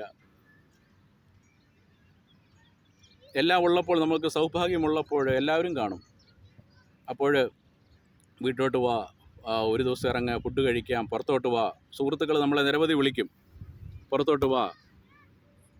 പക്ഷേ നമുക്ക് ഒന്നുമില്ലായ്മ വരുമ്പോൾ ആരും കാണത്തില്ല. വളരെ നമ്മൾ പ്രതീക്ഷിക്കാത്ത ആൾക്കാർ എപ്പോഴും നമ്മുടെ കൂടെ, നിങ്ങളുടെ നൻപനാണ്, അതാണ്, നിങ്ങൾക്ക് എന്ത് പ്രശ്നങ്ങളുണ്ടെങ്കിലും ഞാൻ ഉണ്ടാകും, കൂടെ ഉണ്ടാകുമെന്ന് പറയുന്ന ആരും കാണത്തില്ല. അല്ലാത്തവരെ ആയിരിക്കും ദൈവം ഒരുക്കുന്നത്. വളരെയധികം ആൾക്കാർ എന്നെ സഹായിച്ചിട്ടുണ്ട്. അതിൽ ജാതി മത ഭേദമന്യേ എല്ലാ രീതിയിലും. അതിൽ എടുത്തു പറയത്തക്ക രീതിയിൽ എന്നെ വളരെയധികം, കാരണം ഞാൻ കുറച്ച് ദിവസങ്ങളിലെ പരിചയം മാത്രമേ ഉള്ളൂ. അത് ആളൊരു ടൂറിസം കമ്പനിയിൽ വർക്ക് ചെയ്യുമായിരുന്നു. പുള്ളിയുടെ കൂടെ ഞാനും വൈഫും കൂടെ ഒക്കെ ആണെങ്കിലും ഒരു 3-4 ടൈം ഇങ്ങനെ യാത്ര ചെയ്തിട്ടുണ്ട്. ദുബായ്, അലൈനൊക്കെ ഇങ്ങനെ പോയിട്ടുണ്ട്. ആ ഒരു പരിചയം മാത്രമേ ഉള്ളൂ. ഒരു രഞ്ജിത്ത് എന്ന് പറഞ്ഞൊരാൾ, പുള്ളിയാണ് എനിക്ക് സിം എടുത്ത് തന്നെ. ഇവിടെ തന്നെ പല ആൾക്കാർ, നമ്മൾ പ്രതീക്ഷിക്കുന്ന ആൾക്കാരെക്കാട്ടിലുപരി ദൈവം ഓരോ സമയത്ത് ഓരോരുത്തരെ ഒരുക്കും. ഇവിടെ ഒരു രഞ്ജിത്ത് എന്ന് പറഞ്ഞ ആളാണ് എനിക്ക് സിം എടുത്ത് തന്നെ. പലപ്പോഴും പുള്ളിയുടെ ക്യാഷ് കിട്ടുമ്പോഴൊക്കെ എന്നോട് വിളിച്ച് പറയും, ഓർഡർ ചെയ്യുക, പുള്ളിയുടെ കാർഡ് ഉപയോഗിച്ചിട്ട് ഓർഡർ ചെയ്യുക. അങ്ങനെ ഇടയ്ക്കിടയ്ക്ക് എൻ്റെ ജോലി കാര്യങ്ങളും എല്ലാം വിളിച്ച് ചോദിക്കും. ഞങ്ങൾ വളരെ കുറച്ച് ദിവസങ്ങളിലെ പരിചയമേ ഉള്ളൂ. പുള്ളി ഒരു ടൂറിസം കമ്പനിയിൽ വർക്ക് ചെയ്യുമായിരുന്നു, പുള്ളിയുടെ കൂടെ ട്രാവൽ ചെയ്തിട്ടുണ്ട്. അങ്ങനെയുള്ളൊരു പരിചയം മാത്രമേ ഉള്ളൂ. പക്ഷേ ആവശ്യ സമയത്ത് ഓടി വന്നതാരാണ്. പിന്നെ എനിക്ക് ജദ്ദയിൽ എൻ്റെ ഒരു ഫ്രണ്ടുണ്ട്. പിന്നെ ഇവിടെ നേരത്തെ എൻ്റെ കൂടെ കമ്പനിയിൽ വർക്ക് ചെയ്ത ഒരാൾ വേറൊരു കമ്പനിയിലാണ്. ആളും ഇങ്ങനെ വിളിച്ചിങ്ങനെ ചോദിക്കും. വിശേഷ ദിവസങ്ങളിലും എന്നെ, ഈസ്റ്ററിനുമൊക്കെ എന്നെ വിളിച്ചായിരുന്നു. മറ്റു ദിവസങ്ങളിലൊക്കെ കഴിച്ചോ, എന്തെങ്കിലും ഫുഡ് ഓർഡർ ചെയ്യാമെന്നൊക്കെ പറയാമായിരുന്നു. അപ്പം ദൈവം പലരെയും ഒരുക്കും. ഇപ്പോൾ ഈ സിം എടുത്ത് തന്നത് തന്നെ രഞ്ജിത്ത് എന്ന് പറഞ്ഞ ആൾ ത്രൂ എടുത്ത് തന്നു. എനിക്ക് അത് വളരെ ഒരു അനുഗ്രഹമായിരുന്നു. ഞാൻ എൻ്റെ ഈ ജോലി പോയി കഴിഞ്ഞിട്ട് ഒരു 2 മാസത്തോളം എനിക്ക് കമ്മ്യൂണിക്കേഷൻ പോലും എനിക്ക് വകയില്ലായിരുന്നു. എനിക്ക് എല്ലാ തരത്തിലും ഞാൻ ബ്ലോക്കായിപ്പോയി. എൻ്റെ പരിമിതികൾക്കുള്ളിൽ നിന്നാണ് ഞാൻ പല കാര്യങ്ങളും ഞാൻ ചെയ്തത്. ആ സമയത്ത് എനിക്ക് രഞ്ജിത്താണ് വന്ന് സഹായിച്ചത്. അപ്പം ഞങ്ങളെപ്പോഴും കൂടെ ഉണ്ടാകും, നൻപൻ എപ്പോഴും നിങ്ങളുടെ കൂടെ ഉണ്ടാകും എന്താവശ്യത്തിനും. നേരത്തെയൊക്കെ ഓഫീസിലൊക്കെ നമ്മൾ ഒരു ദിവസം ലീവാണെങ്കിൽ പോലും ആൾക്കാർ വിളിച്ച് ചോദിക്കും എന്തെങ്കിലും ആവശ്യമുണ്ടോ, അല്ലെങ്കിൽ തന്നെ നമുക്കൊന്നും ആവശ്യമില്ലാത്ത സമയത്ത് തന്നെ പലരും സഹായിക്കാൻ വരും. ഇപ്പോൾ എനിക്ക് ഈ മെഡിക്കൽ ലീവായിരുന്ന സമയത്ത് തന്നെ പൈസയ്ക്കൊക്കെ ഒത്തിരി പ്രശ്നങ്ങൾ വന്ന സമയത്ത് തന്നെ ഈ പിറന്ന മണ്ണിൻ്റെ ഗുണം ഞാൻ കാണിക്കുമെന്ന് പറഞ്ഞവർ തന്നെ, ആ പിറന്ന മണ്ണിൻ്റെ ഗുണം കാണിക്കാൻ അങ്ങനെയുള്ളവർ തന്നെയാണ് വന്ന് ഈ ഇത്ര പൈസ കൊടുത്തു കഴിഞ്ഞാൽ ഇത്ര പൈസ കിട്ടും, ഞങ്ങളത് അറേഞ്ച് ചെയ്യാം, അപ്പോൾ ഞങ്ങൾക്ക് കുറച്ച് പഴയ ഓൾഡ് ലയബിലിറ്റീസ് തീർക്കാനുണ്ട്, എന്നിട്ട് ആളുടെ നിന്ന് ഞങ്ങൾ മേടിച്ച് തരാമെന്ന് പറഞ്ഞിട്ട് എൻ്റെ നിന്ന് എത്രയോ പൈസകൾ എൻ്റെ ഇത് മേടിച്ചുകൊണ്ട് പോയിട്ടുണ്ട്. അപ്പോഴും വൈഫ് എന്നോട് ചോദിക്കുന്നുണ്ട്, ഇത് അറിയത്തില്ലേ, ഇത് കൊണ്ടുപോയി ചതിക്കാനാണ്, ഇത് തിരിച്ചു കിട്ടത്തില്ലെന്നുള്ളത്. ഞാൻ പറഞ്ഞില്ല, ഇതൊക്കെ ഒരു പരീക്ഷണങ്ങൾ മാത്രമാണ്. അപ്പോഴും ഞാൻ പലരുടെയും നിന്നും പൈസ അറേഞ്ച് ചെയ്തിട്ടാണ് ഞാൻ ഇവർക്ക് കൊടുക്കുന്നത്. അപ്പം എനിക്ക് പൈസകൾ കൊണ്ടു തന്ന് എന്നെ സഹായിച്ചിട്ടുള്ളത് നമ്മളുടെ അയൽ രാജ്യക്കാർ, അതായത് എന്നും ശത്രുപക്ഷത്ത് കാണുന്ന നമ്മളുടെ അയൽ രാജ്യക്കാരാണ്. അവരോടാണ് ഞാൻ പറഞ്ഞത് എങ്ങനെയെങ്കിലും എനിക്ക് പൈസ കൊണ്ടുതരാൻ പറഞ്ഞ് പലരുടെയും നിന്ന് അവർ മേടിച്ചിട്ട് ഏത് പാതിരാത്രിക്കാണെങ്കിലും കൊണ്ടുതരും. അത് ഇവർക്ക് കൊടുക്കും, അതായത് നമ്മളുടെ സഹോദരങ്ങളെന്ന് അവകാശപ്പെടുന്ന ഇവർക്ക് കൊടുക്കും. ഇവർ പിറ്റേ നാൾ മുതൽ ഇവരുടെ അഡ്രസ്സ് കാണത്തില്ല. പിന്നെ അത് കഴിഞ്ഞിട്ട് ഇതേ ടീമിൽ തന്നെയുള്ള വേറെ ആരെങ്കിലും വിളിക്കും, അല്ലെങ്കിൽ ഇവർ തന്നെ വേറൊരു അവസരത്തിൽ വന്ന് നമ്മളെ പറ്റിച്ചിട്ട് പോകും. അങ്ങനെയൊക്കെ ഒത്തിരി പൈസകൾ. പക്ഷേ അവരോടൊന്നും എനിക്കിപ്പോൾ മനസ്സിലൊന്നുമില്ല. കാരണം അതൊക്കെ ഓരോരോ ആവശ്യങ്ങളും ഓരോരോ അവസ്ഥകൾ അതായിരിക്കും അവരെ അതിലേക്ക് നയിച്ചത്. അതിനെപ്പറ്റിയൊന്നും ഓർത്ത് ഞാനിപ്പം വേദനിക്കുന്നോ ഇല്ല, അവരെപ്പറ്റി ഓർക്കുന്നോ ഇല്ല. അതിനെപ്പറ്റി ആ ഒരു വിഷയത്തെപ്പറ്റി എനിക്കിപ്പം ഒരാശങ്കകളുമില്ല. പക്ഷേ എല്ലാ സൗഭാഗ്യങ്ങളും ഉള്ള, എല്ലാ അധികാരത്തിൻ്റെ അധികാരവും പണവും എല്ലാമുള്ള ഈ ഒരു ഫ്രിജോ ഫ്രാൻസിസ് എന്ന് പറഞ്ഞ ഒരാൾ കാണിച്ച വിശ്വാസവഞ്ചന, ഇയാളോട് എനിക്ക് ക്ഷമിക്കാൻ കഴിയുന്നില്ല. ഇത്രയും ദിവസങ്ങളാകുമ്പോഴും, കാരണം എനിക്ക് ഓരോരോ നാളുകളാകുമ്പോഴത്തേക്കും എനിക്ക് അത്രയധികം ഞാൻ അനുഭവിച്ചു, അത്രയധികം വേദനകൾ, ജീവിതത്തിൽ അത്രയധികം ഭാരങ്ങൾ. ഞാൻ ദൈവത്തോട് പറഞ്ഞിട്ടുണ്ട്, ദൈവമേ, ആരും ഈ ലോകത്ത് ആഹാരമില്ലാതെ ഭാരപ്പെടരുത്. മനോനില തെറ്റാതിരുന്നത് ദൈവത്തിൻ്റെ കാരുണ്യം. ഇങ്ങനെ ഗ്ലാസ്സുകൾ തുടച്ചുകൊണ്ടിരിക്കുക, ഇങ്ങനെ ഓരോരുത്തർ നാത്തൂര് വരുന്നോ വൈഫിനോട് സംസാരിച്ചുകൊണ്ടിരിക്കുക, നൈറ്റിൽ ഒരു ദിവസം നോക്കുമ്പോൾ ഇങ്ങനെ പേപ്പർ കട്ട് ചെയ്തിരിക്കുക. ഞാൻ കുറച്ച് കഴിഞ്ഞപ്പോഴത്തേക്ക് എൻ്റെ ഓരോരോ തുണികൾ എടുത്തിട്ട്, പാൻറ്റൊക്കെ എടുത്തിട്ട് അതിനെ ലെങ്ത്ത് അഡ്ജസ്റ്റ് ചെയ്ത് കട്ടി ചുമ്മാതെ. കാരണം എന്ത് ചെയ്യും ഞാൻ? മനുഷ്യന് ഉറങ്ങാൻ പറ്റുമോ? പുറത്തോട്ട് ഇറങ്ങാൻ പറ്റുമോ? ആരെങ്കിലും ഇപ്പോൾ എനിക്ക് ആൾക്കാരെ അഭിമുഖീകരിക്കാൻ തന്നെ എനിക്ക് മടിയാണ്. ആരെയും കാണാൻ പോലും ഞാൻ കൂട്ടാക്കുന്നില്ല. പുറത്തോട്ട് ഇറങ്ങിക്കഴിഞ്ഞ് കഴിഞ്ഞാൽ വില്ലയുടെ ആൾക്കാരാരെങ്കിലും കാണും, അവരുമായിട്ട് സംസാരിക്കും, പിന്നെ അത് പ്രശ്നങ്ങളാകും. എല്ലാ തരത്തിലും ഞാൻ വൈഫിനോട് നേരത്തെയൊക്കെ പറയുമായിരുന്നു. ഞാനവിടുത്തെ വൈഫ് ഞാൻ ഓരോ കാര്യങ്ങൾ പറയുമ്പോൾ പർപ്പസ്ലി എന്നെ ഒഴിവാക്കുന്നതായിരിക്കുമെന്ന്. പക്ഷേ പിന്നെയാണ് എനിക്ക് മനസ്സിലായത് മനസ്സിൻ്റെ താളം തെറ്റിയെന്നുള്ളത്. കഴിഞ്ഞ ദിവസങ്ങളിൽ മാർച്ച് 6-നായിരുന്നു എൻ്റെ ജന്മദിനം. ഏപ്രിൽ 15-ന് ഞങ്ങളുടെ വിവാഹ വാർഷികമായിരുന്നു. ഏപ്രിൽ 27-ന് വൈഫിൻ്റെ ജന്മദിനം. അപ്പം ഞാൻ ആകെ ഈ ഒരു ഇൻസിഡൻറ്റ് നടന്നിട്ട് ഞാൻ 2 തവണ വിളിച്ചിട്ടുള്ളൂ. വീട്ടിലാണെങ്കിൽ എൻ്റെ അമ്മ വിളിക്കും, മദർ വിളിച്ചിട്ട്, അമ്മ വിളിച്ചിട്ട് കരച്ചിൽ. അപ്പോൾ അമ്മാഴി ഞാൻ പറഞ്ഞു, ഇനി ഇങ്ങനെ ആരും വിളിക്കണ്ട, ഞാൻ എന്തെങ്കിലും ജോലിയോ എന്തെങ്കിലും എനിക്ക് ഗുണം ഉള്ളപ്പോൾ ഞാൻ ഒരു ദിവസം ദേഷ്യപ്പെട്ടിട്ട് അങ്ങനെ ഞാൻ കുറേ വിളിക്കത്തില്ലായിരുന്നു, ആരുമായിട്ട് ഒരു കോൺടാക്റ്റും ഇല്ലായിരുന്നു. അവസാനം ഇങ്ങനെ 27-ാം തീയതി വൈഫിൻ്റെ ജന്മദിനം, അതൊക്കെ കഴിഞ്ഞിട്ട് അമ്മ എന്നെ വിളിച്ചു, നീ എന്താ പിണക്കാമെന്ന്, നീ എന്താ വിളിക്കാത്തത്, വൈഫിനെ വിളിച്ചോ, ജന്മദിനമായിരുന്നു. ഞാൻ പറഞ്ഞു വിളിച്ചില്ല, ഞാൻ മെസ്സേജ് അയച്ചു. അപ്പോഴാണ് ഞാൻ പറഞ്ഞത്, തലേ ദിവസം വൈഫിൻ്റെ തീരെ ചെറിയൊരു കുട്ടിയായിട്ടുള്ള ഒരു ഫോട്ടോ എൻ്റെ വീട്ടിലുണ്ടായിരുന്നു, അത് വെച്ചിട്ടാണ് ഞാൻ വിഷ് ചെയ്തത്. അപ്പോഴും സാധാരണഗതിയിലൊക്കെ എന്തെങ്കിലുമൊക്കെ പ്രതികരിക്കുന്നതാണ്. വൈഫ് ഇപ്പോൾ ഒരു പ്രതികരണവും ഇല്ല, എല്ലാത്തിനും ഒരു നിസ്സംഗ മനോഭാവം, മനസ്സിൻ്റെ താളം തെറ്റി. ആദ്യം എന്നോട് പറഞ്ഞു നാട്ടോട്ട് പോവാ, എനിക്കാരുമില്ല, എൻ്റെ ജീവിതം പോയി. ഞാൻ പറഞ്ഞു ഒരിക്കലും അങ്ങനെ ഇതാകരുത്. കാരണം എനിക്കങ്ങനെ പറഞ്ഞ് ആശ്വസിപ്പിക്കാൻ കഴിയൂ. ലാസ്റ്റ് ബ്രീത്ത് വരെ ഞാൻ പോരാടും, അവസാന നിമിഷത്തെ ഒരു അത്ഭുതത്തിനായി ഞാൻ വെയിറ്റ് ചെയ്യുന്നു. ഇതൊക്കെ പറഞ്ഞ് എനിക്ക് ആശ്വസിപ്പിക്കാൻ കഴിയും. പക്ഷേ എനിക്കിപ്പോൾ പഴയ പോലത്തെ ആ ഒരു കോൺഫിഡൻസ് ഇല്ല. ഞാൻ മമ്മയോട് പറഞ്ഞു, ഞാൻ ആ ഒരു ഫോട്ടോ കണ്ടു. അപ്പോഴാണ് എൻ്റെ മനസ്സിൽ കൂടി അന്ന് രാത്രിയിൽ ഞാൻ അവിടെ റൂമിലൊരു അലറി. ഇവൻ്റെ പേര് വിളിച്ചിട്ട്, ഇയാളുടെ പേര് ഫ്രിജോ ഫ്രാൻസിസ് എന്നുള്ള ഇയാളുടെ പേര് വിളിച്ചിട്ട് ഞാൻ ഒന്ന് അലറി ഞാനവിടെ. അത് പലരും കേട്ട് കാണും. കാരണം എൻ്റെ കൂടെ പഴയ കമ്പനിയിലുള്ള നാലഞ്ച് ഫാമിലികളുണ്ട്. അവരൊക്കെ അടുത്തിടെ ഇടയ്ക്കിടയ്ക്ക് ഇങ്ങനെയൊക്കെയുള്ള ശബ്ദങ്ങളെ കേൾക്കാറുള്ളൂ. അല്ലാതെ ഞാൻ എന്ത് ചെയ്യും? എൻ്റെ ആത്മരോഷം എന്തെങ്കിലും ചെയ്യാൻ കഴിയുന്നുണ്ടോ? ഇവനോട് എന്തെങ്കിലും ദേഷ്യങ്ങൾ വരുമ്പോൾ ഇവൻ്റെ ഫാമിലിയെ പറ്റിയാണ് എനിക്ക് ഓർമ്മ വരുന്നത്. ഇവനെന്തെങ്കിലും സംഭവിച്ചു കഴിഞ്ഞാൽ ഇവൻ്റെ ഫാമിലി വഴിയാധാരമാവുമല്ലോ. ഇപ്പം ഞാൻ ഓർക്കുന്നത് ഇവൻ്റെ പാപത്തിൻ്റെ പങ്കല്ലേ അവരും കൂടെ പറ്റുന്നത്. അവരറിയാതെ, അവർ മനസ്സാ വാച കർമ്മണെ അറിയാതെ അവരും കൂടെ പാപത്തിൻ്റെ പങ്കാളിയാകുക. ഇവനൊന്നും മറ്റുള്ളവരുടെ ഫാമിലിയെ പറ്റിയോ മറ്റുള്ളവരെ പറ്റിയോ, അതായത് സഹജീവികളെ പറ്റി ഒരു ചിന്തയില്ല, ഒരു കാരുണ്യവും ഇല്ലാത്ത ഇവനൊന്നും ഒരിക്കലും ദൈവമേ ഇങ്ങനത്തെ ഒരു അർഹിക്കാത്തതൊന്നും കൊടുക്കരുത്. ഇവനൊക്കെ ജീവിതത്തിൽ അറിയണം വേദന. അന്ന് ഞാനൊരു അലർച്ചയല്ലേ. കാരണം വൈഫിൻ്റെ ആ ചെറുപ്പത്തിലെ ഫോട്ടോ കണ്ടപ്പോൾ ഞാൻ അമ്മയോട് പറഞ്ഞു, 2 പെൺമക്കളാണ് ആ വീട്ടിൽ.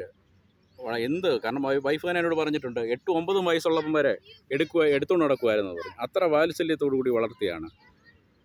ഞങ്ങൾ 2 പേരും ചെറുപ്പം മുതലേ ഒന്നും കഷ്ടപ്പാടുകൾ വേറൊന്നും അറിഞ്ഞിട്ടില്ല. വൈഫിനെ അത്ര ഓമനിച്ച് വളർത്തിയാണ് 2 പെൺമക്കൾ. എന്നിട്ട് വിശ്വാസത്തോട് അത്രയും കരുതലോടെ വളർത്തിയിട്ട് വിശ്വസിച്ച് എൻ്റെ കയ്യിൽ ഏൽപ്പിച്ചാണ്. ഞാൻ അമ്മയോട് പറഞ്ഞതാണ്. എന്നിട്ട് കണ്ടില്ലേ എനിക്കൊന്നും ചെയ്യാൻ പറ്റാത്ത ഈ ഒരു അവസ്ഥയിലേക്ക്. അതുകൊണ്ട് എനിക്ക് സംസാരിക്കാൻ പറ്റത്തില്ല. ഞാനതുകൊണ്ട് തന്നെയാണ് കോളുകളും എല്ലാം ഒഴിവാക്കി വിടുന്നത്. ഞാൻ വളരെ സെൻസിറ്റീവായിട്ടുള്ളൊരു ക്യാരക്ടറാണ്. ഞാൻ ആരുടെ മുമ്പിൽ ഇങ്ങനെ കരയത്തില്ല. വൈഫ് തന്നെ പലപ്പോഴും ഞാൻ കരയുന്നത് പുള്ളിക്കാരി ക്യാച്ച് ചെയ്യാൻ തന്നെ പലതവണ ട്രൈ ചെയ്തിട്ടുണ്ട്. ഞാൻ എന്തെങ്കിലും വേദന വരുവാണെങ്കിലും പെട്ടെന്ന് വാഷ്റൂമിലോട്ട് കയറിയിട്ട് ഞാൻ ദൈവത്തിൻ്റെ മുമ്പിലേ കരയാറുള്ളൂ, മനുഷ്യൻ്റെ മുമ്പിൽ കരയത്തില്ല എന്നുള്ളൊരു തീരുമാനത്തിൽ. പക്ഷേ ഇപ്പം കഴിഞ്ഞ ദിവസങ്ങളിലൊക്കെ ആ സേതുവിൽ ആ ഒരു രംഗമൊക്കെ ഇങ്ങനെ മനസ്സിലേക്ക് ഇങ്ങനെ വരിക, മാനസിക നില തെറ്റിപ്പോകുന്ന ഒരു രംഗം. അപ്പം എനിക്ക് ഇടയ്ക്ക് ഒത്തിരി വേദനകൾ വരുമ്പോൾ ഞാനൊരു ഒരു പാട്ട് കേൾക്കും. ഒരു ഇംഗ്ലീഷ് സോങ്ങാണ്, അൺബ്രേക്ക് മൈ ഹേർട്ട് എന്ന് പറഞ്ഞ ടോണി ബ്രാക്സ്റ്റൺ. ആ പാട്ട് ഞാൻ വെക്കുമ്പോഴത്തേക്ക് വൈഫ് ഓടി വന്നിട്ട് ആ പാട്ട് നിർത്തിക്കും. അത് വെക്കരുതെന്ന് പറയും. അപ്പോൾ കഴിഞ്ഞ ദിവസം ഞാൻ ആ പാട്ട് കേട്ട്, അപ്പം വൈഫ് അത് കഴിഞ്ഞിട്ട് എന്നോട് പറയും അത് വെക്കരുതെന്ന് പറഞ്ഞ് പോയിട്ട് ഞാൻ കുറച്ച് കഴിയുമ്പോഴത്തേക്ക് നോക്കുന്നത് വൈഫ് കേൾക്കുന്ന ബ്രോക്കൺ ഏഞ്ചൽ, പിന്നെ അത് കഴിഞ്ഞിട്ട് പഴയ നമ്മുടെ തന്നെ പാട്ടുകളൊക്കെ, ശോകഗാനങ്ങൾ, അതുപോലെ തന്നെ ഭക്തിഗാനങ്ങൾ. ആ ഒരു ദുഃഖ സമയത്ത് ഈ പാട്ടുകളൊക്കെയാണ് പുള്ളിക്കാരി കേൾക്കുന്നത്. അപ്പം ഞാൻ ഓർത്തു വൈഫ് അപ്പം എന്നെക്കാട്ടിലും എന്ത് സ്ട്രോങ് ആണ്.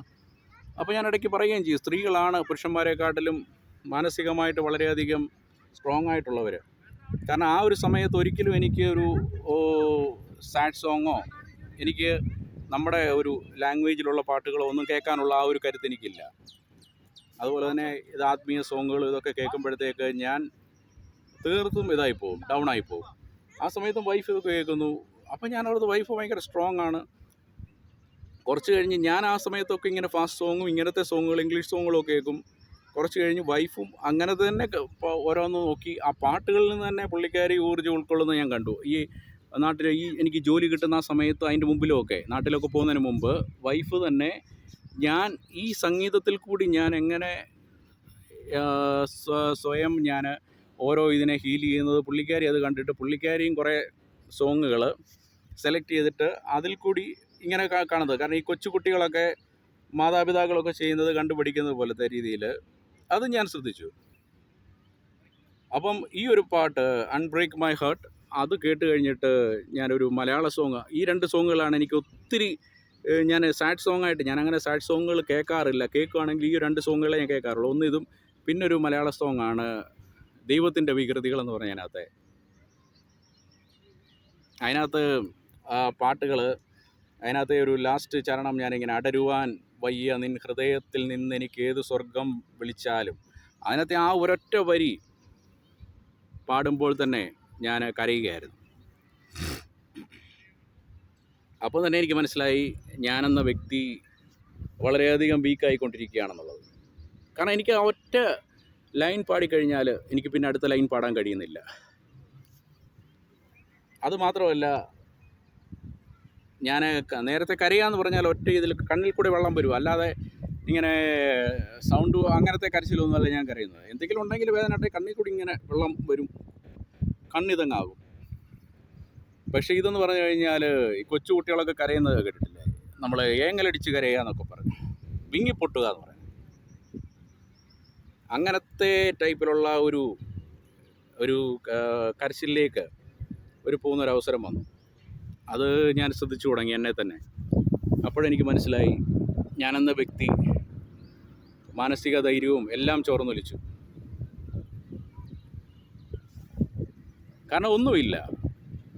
എന്തെങ്കിലും ഒന്നുണ്ടായിരുന്നെങ്കിൽ ഇത് ഒരു പവറും ഇല്ല.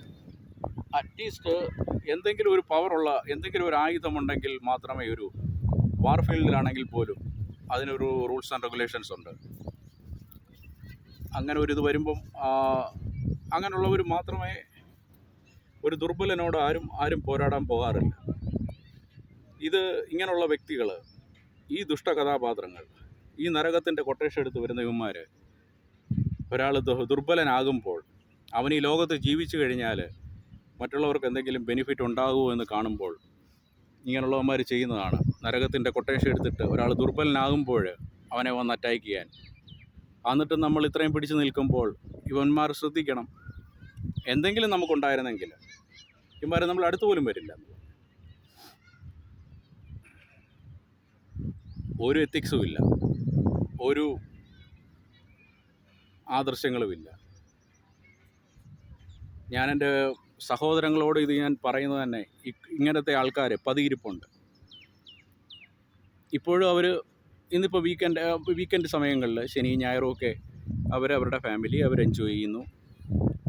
അവരിപ്പോൾ അടുത്ത ആരെങ്കിലും ഇങ്ങനെ കിട്ടിയിട്ടുണ്ടാകും, ഇരകളെ കിട്ടിയിട്ടുണ്ടാകും. ഇത് ഇവരുടെ ജീവിതത്തിൽ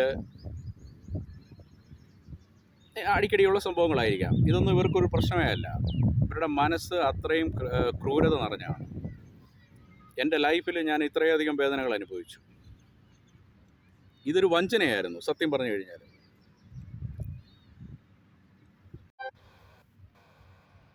എൻ്റെ സഹോദരങ്ങളോട് ഞാൻ പറയുന്നു, എൻ്റെ പോരാട്ടം അത് ഇനി എനിക്ക് മുൻപോട്ട് കൊണ്ടുപോകാൻ പറ്റത്തില്ല. കാരണം ഒരു റിസോഴ്സും ഇല്ലാതെ എൻ്റെ ഏറ്റവും പരിമിതികൾക്കുള്ളിൽ നിന്നുകൊണ്ടാണ് ഞാൻ ഇത്രയും ചെയ്തത്. ഇനിയും ഞാനിവിടെ കൂടുതൽ ഞാനത് തുടർന്നു കഴിഞ്ഞാൽ നിരവധി പേർക്ക് വീണ്ടും അത് ബാധ്യതയാകും. ഇപ്പോൾ തന്നെ ഹൗസ് റെൻറ്റ്, ഇത്രയും നാൾ ഞാനിവിടെ നിന്നതുകൊണ്ട് ഈ ഒരു സമയത്ത് വേറെ ആരെങ്കിലും ആയിരുന്നെങ്കിൽ അവർക്ക് ആ പൈസയെങ്കിലും കിട്ടിയേനെ. ഞാനൊരു ബാധ്യതയായിട്ട്, അതുപോലെ പലർക്കും ഓരോ മാസവും ഞാൻ പകുതി ദിവസങ്ങൾ ഞാൻ ഫാസ്റ്റിംഗ് ആയിരിക്കും, ഒരു 2 ആഴ്ചയോളം. പിന്നീടുള്ള ദിവസങ്ങളൊക്കെ ഒരു നേരമൊക്കെ കഴിച്ചാലായി. ഈ കഴിച്ചാൽ തന്നെ അത് കഴിക്കുമ്പോൾ എനിക്കത് ദീർഘ ദിവസങ്ങളായിട്ട് കഴിക്കാതിരുന്നിട്ട് കഴിക്കുമ്പോൾ അതും പറ്റുന്നില്ല. മൊത്തത്തിൽ കംപ്ലീറ്റ് മെൻ്റലി ആൻഡ് ഫിസിക്കലി ഞാൻ ഔട്ടായി. ഇനി ഞാൻ മുമ്പോട്ട് ജീവിച്ചാൽ തന്നെ ഞാൻ എത്രത്തോളം മാനസിക സംഘർഷം അനുഭവിച്ചു, അതിൻ്റെയൊക്കെ ഇനിയും ഫർദർ ഇത് പിന്നീടായിരിക്കും ഇനി ശരീരത്തെ അലട്ടുന്നത്. എല്ലാ തരത്തിലും ഞാൻ വീക്കായി. ഞാൻ അത്രത്തോളം എന്നെ അത്രത്തോളം ടേക്ക് കെയർ ചെയ്തിട്ടുള്ളവനാണ്. ജീവിക്കുമ്പോൾ നല്ലതായിട്ട് തന്നെ ജീവിച്ചിട്ടുള്ളതാണ്. അത് ദൈവത്തോട് ഞാൻ പറഞ്ഞിട്ടുണ്ട്. കാരണം ചിലതൊക്കെ ആൾക്കാരൊക്കെ പലരും, കാരണം കൂടെ വർക്ക് ചെയ്യുന്നവർക്ക് എല്ലാവർക്കും അറിയാമായിരുന്നു ബ്രാൻഡഡ് സാധനങ്ങൾ ഉപയോഗിക്കുന്നതും. ഇപ്പം ഞാൻ ദൈവത്തോട് പറയുന്നത്, ഇപ്പോൾ ഞാൻ പലരോടും ഞാൻ പറഞ്ഞിട്ടുണ്ട്. ഇപ്പോൾ പെർഫ്യൂംസ് തന്നെയാണെങ്കിൽ ഇപ്പം ഏറ്റവും കൂടുതൽ ഇപ്പോൾ അമോജിൻ്റെ പെർഫ്യൂം ഇപ്പം 8 ദീർഘത്തിൻ്റെ പെർഫ്യൂം 5 ദീർഘത്തിൻ്റെ പെർഫ്യൂം ആണെങ്കിലും നല്ലതാണ്. പക്ഷേ അതുപോലെ നമുക്കിപ്പോൾ മേടിക്കാൻ പറ്റാത്ത സാഹചര്യങ്ങൾ. പണ്ടൊക്കെ ആഹാരമാണെങ്കിൽ തന്നെയും 75-ൻ്റെയും 100-ൻ്റെയും ബിരിയാണി നല്ല ബിരിയാണിയാണ്, അതാണ് ഏറ്റവും ക്വാളിറ്റി ഉള്ളത്, ഏറ്റവും സ്വാദിഷ്ടമുള്ളത്. ഇപ്പം 10 ദീർഘത്തിനും 15 ദീർഘത്തിനും നല്ല ക്വാളിറ്റി ഉള്ളത് കിട്ടുന്നുണ്ടല്ലോ. അപ്പോൾ ആഹാരം അത് വല്ലാത്തൊരു പെയിനാണ്. ആഹാരമില്ലാതെ ആരും ഭാരപ്പെടാൻ പാടില്ല. ഒരിക്കലും ആഹാരമില്ലാതെ ആരും ഈ ലോകത്ത് ഭാരപ്പെടരുത്. അതാണ് ദൈവത്തോടുള്ള എൻ്റെ ഏക ഒരു പ്രാർത്ഥന. പിന്നെ ഒരു പ്രാർത്ഥനയും കൂടെ ഉണ്ട്. നന്മ ചെയ്യുന്നവർക്ക് ദൈവമേ തിരിച്ച് ഉടനെ നല്ല പ്രതിഫലമൊന്നും, നന്മ ചെയ്യുന്നവർക്ക് അതിനുള്ള ഗിഫ്റ്റൊന്നും കിട്ടിയില്ലെങ്കിലും നന്മ ചെയ്യുന്നവർ വീണ്ടും വേദനിക്കാൻ പാടില്ല. ഇത് അങ്ങനെയാണെങ്കിൽ, അങ്ങനെ വരുമ്പോഴാണ് നന്മ ചെയ്യുന്നവരുടെ എണ്ണം കുറഞ്ഞു വരുന്നതും ഗണ്യമായി കുറഞ്ഞു വരുന്നതും ഇങ്ങനെയുള്ള ദുഷ്പ്രവർത്തിക്കാർ ഏറി വരുന്നതും. ഇവൻ്റെ പങ്ക് പറ്റിയല്ലേ ഇവൻ്റെ അടുത്ത തലമുറയും പോകുന്നത്. അവരെ എങ്ങനെ കുറ്റപ്പെടുത്താൻ പറ്റും? ഇവനൊന്നും ആരെ പറ്റിയും ഒരാളെ നശിപ്പിക്കണമെന്ന് തീരുമാനിച്ചു കഴിഞ്ഞാൽ അവൻ്റെ ഏറ്റവും അടുത്ത ജനറേഷൻ ഉണ്ടാകാൻ പാടില്ല. അതിൻ്റെ ലാസ്റ്റ് അവൻ്റെ ഫാമിലിയെ കംപ്ലീറ്റ് ഡിസ്ട്രോയ് ചെയ്യുക. എന്തോ തരം ആത്മാവാണ് ഇവനിലേക്ക് വ്യാപരിക്കുന്നത് എന്നുള്ളതാണ് എനിക്ക് മനസ്സിലാകാത്തത്. ഒരു മനസാക്ഷി ഇല്ലാത്തത്. അതും ഞാൻ എന്തെങ്കിലും ഇവനോടൊക്കെ തെറ്റ് ചെയ്തിട്ടുണ്ടെങ്കിൽ ഓക്കെ, ഞാനെന്താ ഇവൻ്റെ അടിമയായിട്ട് നിന്ന് കൊടുത്തില്ല? ഇവൻ എന്നെ അടിമത്തം, ഇവനൊരു സ്ലേവിനെയാണ് വേണ്ടതെങ്കിൽ ആ രീതിയിൽ വേണമായിരുന്നു ഇവൻ ജോബ് ഓഫർ ചെയ്യാൻ. അങ്ങനെയുള്ളവർ കാണുമായിരിക്കാം. അഭിമാനം പണയം വെച്ചിട്ട് കാശിന് വേണ്ടി മാത്രം നിൽക്കുന്നവർ. ഞാൻ ഇത്രയധികം പട്ടിണി കിടന്നു, ഞാനിവിടെ നിശബ്ദമായിട്ട് ഞാനിവിടെ കിടന്നു, ഞാൻ ഭാരപ്പെട്ടു. എന്നാലും എനിക്ക് ഇവനോടുള്ള, കാരണം എനിക്ക് ഈ ജോലിയിൽ എത്രയോ ദിവസങ്ങൾ ഭാരപ്പെട്ടു, എത്രയോ ദിവസങ്ങൾ ഉറക്കമില്ലാതിരുന്നു, എത്രയോ ദിവസങ്ങൾ ഹെൽത്ത് ഇഷ്യൂസായിട്ട്, നെഞ്ചുവേദനയായിട്ട് നിലത്ത് കിടന്ന് ഞാൻ എഴുന്നിട്ടുണ്ട്. ആ ദിവസങ്ങളിലൊക്കെ ഞാൻ ഇവിടെ ഇരുന്ന ആൻറ്റിബയോട്ടിക്സും പനഡോള്, പാരസെറ്റമോൾ ഇതെല്ലാം കൂടെ മിക്സ് ചെയ്ത് ഹൈ ഡോസേജ് ഞാൻ കഴിച്ചിട്ടുണ്ട്. അന്നൊക്കെ എനിക്ക് എൻ്റെ ജീവിതം നഷ്ടപ്പെട്ടിരുന്നെങ്കിൽ എനിക്ക് പ്രതികരിക്കാൻ കഴിയത്തില്ലായിരുന്നു. എത്രയോ പേർ പ്രതികരണശേഷി ഇല്ലാത്ത ഇവരെയൊക്കെ ഭയപ്പെട്ട് പോയിട്ടുണ്ട്. ഇവർ ഈ ഒരു അടിമത്തത്തിലേക്ക് മറ്റുള്ളവരെ നയിക്കുന്നു. ഇവർക്ക് അടിമകളെയാണ് വേണ്ടത്, ഇവർ പറയുന്ന അനുസരിച്ച് നിൽക്കുന്നവരെ. അല്ലാത്തവരെ ഇവർ നിഷ്ഠൂരം, ഇവരുടെ ഫാമിലിയെ പോലും ഇവർ ഓർക്കത്തില്ല, കംപ്ലീറ്റ് ഇവർ ഡിസ്ട്രോയ് ചെയ്യുകയാണ്. ഇങ്ങനെയുള്ള വ്യക്തികൾക്കെതിരെ എൻ്റെ സഹോദരങ്ങളോട് ഞാൻ അഭ്യർത്ഥിക്കുന്നു. സത്യം പറഞ്ഞു കഴിഞ്ഞാൽ ഞാൻ നാഷണൽ ഹ്യൂമൻ റൈറ്റ്സിൽ ഇവിടെ എല്ലാം ഞാൻ റിക്വസ്റ്റ് ഫോർ ജസ്റ്റിസ്. എനിക്ക് നീതി വേണം. UAE ആകുമ്പോഴത്തേക്ക് ഇന്ത്യയായിട്ട് നല്ല ഉഭയകക്ഷി ബന്ധമുണ്ട്. അതുപോലെ തന്നെ ഈ ഒരു വ്യക്തി, ഇയാൾ ഇന്ത്യൻ പൗരനാണ്. അപ്പോൾ നമ്മുടെ സഹോദരങ്ങൾക്ക്, പൊതുജനത്തിന് ജനകീയ കോടതിയിൽ ഇയാളെ വിചാരണ ചെയ്യാം. ഇയാൾ ഒരു കാരണവുമില്ലാതെ നീതി നിഷേധിക്കുകയാണ് എനിക്ക് ചെയ്തത്. എൻ്റെ അവസരങ്ങൾ, എൻ്റെ ലൈഫാണ് ഇയാളിപ്പോൾ നശിപ്പിച്ചത്. അതുമൂലം ഞാൻ മാത്രമല്ല നശിക്കുന്നത്, ഞാനുമായിട്ട് ബന്ധപ്പെട്ടവർ. എൻ്റെ വൈഫ് ഓൾറെഡി മാനസിക നില തെറ്റി. ഇനി ഒരു ദിവസമെങ്കിലും ഞാൻ നിൽക്കുന്നെങ്കിൽ മറ്റുള്ളവർക്കത് ബാധ്യതയാകും. അതുമാത്രമല്ല, ഞാൻ പലതും ഫേസ് ചെയ്യേണ്ടി വരും. എൻ്റെ മാനസിക നില തന്നെ തെറ്റി, എൻ്റെ ശാരീരികവും ഞാൻ അതുപോലെ തന്നെ എന്നെ ഞാൻ അതുപോലെ ടേക്ക് കെയർ ചെയ്തവനാണ്. ഇപ്പോൾ മാനസികമായിട്ട് ശരീരത്തിന് പല ലക്ഷണങ്ങൾ വന്നു തുടങ്ങി. എല്ലാ രീതിയിലും പട്ടിണി കിടന്നു, ഇൻസൾട്ടഡായി. പക്ഷേ അവസാനം ഈ ഒരു പോരാട്ടത്തിന് ഒരു റിസൾട്ട് ഇല്ല വരുന്ന ആ ഒരു പെയിൻ മാത്രമേ ഉള്ളൂ. അതുകൊണ്ടാണ് എനിക്ക് വിട്ടു പോകുവാനൊരു മടി. ഈ ഒരു വീഡിയോ കൊണ്ട് എൻ്റെ സഹോദരങ്ങൾ ഒരു നീതി ഉണ്ടാക്കാൻ നിങ്ങളെക്കൊണ്ട് കഴിയും, പൊതുസമൂഹത്തിനെ കഴിയൂ ഇനി ഇങ്ങനെയുള്ളവരെ. കാരണം ഇവരിലേക്ക് നമുക്ക് ഇവിടെ നിന്ന് എത്തിപ്പെടാൻ ലിമിറ്റേഷൻസ് ഉണ്ട്. സിവിൽ കേസ് പ്രൊസീഡ് ചെയ്യാനാണ് എല്ലാവരും എന്നെ ഉപദേശിച്ചത്. പക്ഷേ അത് ഈ ഒരു വ്യക്തിക്ക് ഒരു ബാധകമാകത്തില്ല. ഇവൻ തെറ്റ് ചെയ്തുകൊണ്ടിരിക്കുന്നവൻ വീണ്ടും തെറ്റ് ചെയ്തുകൊണ്ടിരിക്കും. കമ്പനിക്ക് അഗനസ്റ്റാണത്. ഒരിക്കലും ഞാനത് ചെയ്യത്തുമില്ല.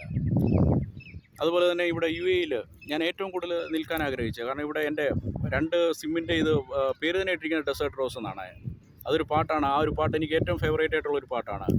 അതിവിടെ റെയിനിന് വേണ്ടി നമ്മൾ പ്രാർത്ഥിക്കുന്നു, ആഗ്രഹിക്കുന്നു. അതുപോലെ തന്നെ ഇവിടെ ഗാർഡൻസ് വരാൻ വേണ്ടി ഞാൻ വൈഫിനോട് ലാസ്റ്റ് നവംബർ ഡിസംബറിൽ ഞാൻ മെസ്സേജ് തന്നെ അയച്ചിട്ടുണ്ട്.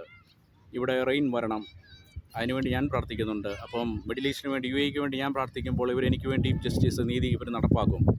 എനിക്കിവിടെ നീതി ലഭിക്കും. ഇത് UAE ആണ്. Human rights, equality, tolerance, safety, ഇവിടുത്തെ റെസിഡൻസിനും എല്ലാവർക്കും ഇവർ തുല്യമായിട്ടുള്ള ഒരു റൂൾസ് ആൻഡ് റെഗുലേഷൻസാണ് ഇവർ പ്രൊവൈഡ് ചെയ്തിരിക്കുന്നത്. അപ്പോൾ എനിക്ക് നീതി ലഭിക്കും. ഞാൻ ഇവർക്ക് വേണ്ടി പ്രാർത്ഥിക്കുന്നുണ്ട്. ഇവിടെ ഗാർഡൻസ് ഉണ്ടാകാൻ വേണ്ടി, ഇവിടെ വരാൻ വേണ്ടി, ഇവിടെ റെയിൻ വരാൻ വേണ്ടി. അതും റെയിൻ വരുവാണെങ്കിലും പരിമിതമായ, ഇവർക്ക് അത് ഇവരുടെ ഡ്രെയിനേജ് ഫെസിലിറ്റി അതിന് കൺട്രോൾ ചെയ്യത്തക്ക രീതിയിൽ, ഇവരുടെ പരിമിതമായ സാഹചര്യം അതിന് ഉതകത്തക്ക രീതിയിലുള്ള ഡ്രെയിനേജ് ഫെസിലിറ്റി, അതിനുള്ള റെയിൻ മാത്രമേ ഇവിടെ വരാവൂ. ആ ഒരു ലെവലിൽ പരിമിതമായ മഴ, അതിനനുസരിച്ച് ഗാർഡൻസും മറ്റ് പച്ചപ്പുകളും എല്ലാം ഇവിടെ ഉണ്ടാകും. അപ്പോൾ ഈ രാജ്യത്തിൻ്റെ ഒരു പുരോഗതിക്ക് വേണ്ടിയും ഇതിനു വേണ്ടി നമ്മൾ പ്രാർത്ഥിക്കുന്നുണ്ട്, പ്രകൃതിയുടെ ഒരു അനുഗ്രഹത്തിന് വേണ്ടി. അപ്പം തീർച്ചയായിട്ടും എനിക്കിവിടെ ജസ്റ്റിസ് ലഭിക്കും. എനിക്ക് നീതിയാണ് വേണ്ടത്. എനിക്ക് നീതി ലഭിച്ചേ പറ്റൂ. അതിനുവേണ്ടി തന്നെയാണ് ഞാൻ എല്ലായിടത്തും നടന്നത്. അല്ലാതെ എനിക്ക് കേസിന് പോവുകയോ കമ്പനിക്ക് അഗനസ്റ്റോ ഒന്നുമില്ല. ഈ ഒരു വ്യക്തിയാണ് ഇവിടെ തെറ്റ് ചെയ്യുന്നത്, ഒരു കമ്പനിയല്ല. കമ്പനി എന്ന് പറഞ്ഞാൽ എല്ലാവരുടെയും കൂട്ടായ ഒരു പ്രയത്നത്തിൻ്റെ ഫലമാണ് ആ കമ്പനിയുടെ ഉയർച്ചയും താഴ്ചയും എല്ലാം വരുന്നത്. വ്യക്തികളെ ഒരാളെ ഡിപ്പെൻഡ് ചെയ്തല്ല. പക്ഷേ അതിൽ ഇതുപോലത്തെ 1-2 എണ്ണം കാണും. എനിക്ക് നീതി മാത്രം കിട്ടണം. കാരണം ഇത്രയും പോരാടിയിട്ട് അവസാനം ഒന്നുമില്ലാതെ വിട്ടുകളഞ്ഞിട്ട് പോകാൻ എനിക്ക് ഒരു സമാധാനം എനിക്ക് പിന്നെയും കിട്ടത്തില്ല. ഞാൻ പലപ്പോഴും പറയാറുണ്ട്, ഇവിടെ പീസ് കിട്ടിയില്ല, റെസ്റ്റ് ഇൻ പീസേലും കിട്ടണം. ആ ഒരു പീസ് പോലും എനിക്ക് കിട്ടത്തില്ല. എനിക്ക് നീതി വേണം. എനിക്ക് നീതി ലഭിച്ചേ പറ്റൂ. അത് മാത്രമാണ് എൻ്റെ ഇപ്പോഴത്തെ ഒരു ആവശ്യം. എനിക്ക് ആരെയും തകർക്കണ്ട. അവനും ഫാമിലി ഉള്ളതാണ്. ഇപ്പോഴും ഞാൻ അവൻ്റെ ഫാമിലിയെ പറ്റി ചിന്തിക്കുന്നുണ്ടല്ലോ. ഇവനൊന്നും എന്താണ് മറ്റുള്ളവരുടെ ഫാമിലിയെ പറ്റി ചിന്തിക്കാത്തത്? ഒരിക്കലും ചിന്തിക്കുന്നില്ല. എനിക്ക് നീതി മാത്രം ലഭിച്ചാൽ മതി, അത് മാത്രം മതി. ആരെയും നശിച്ച് കാണണ്ട, ആരെയും നശിപ്പിക്കുകയും വേണ്ട.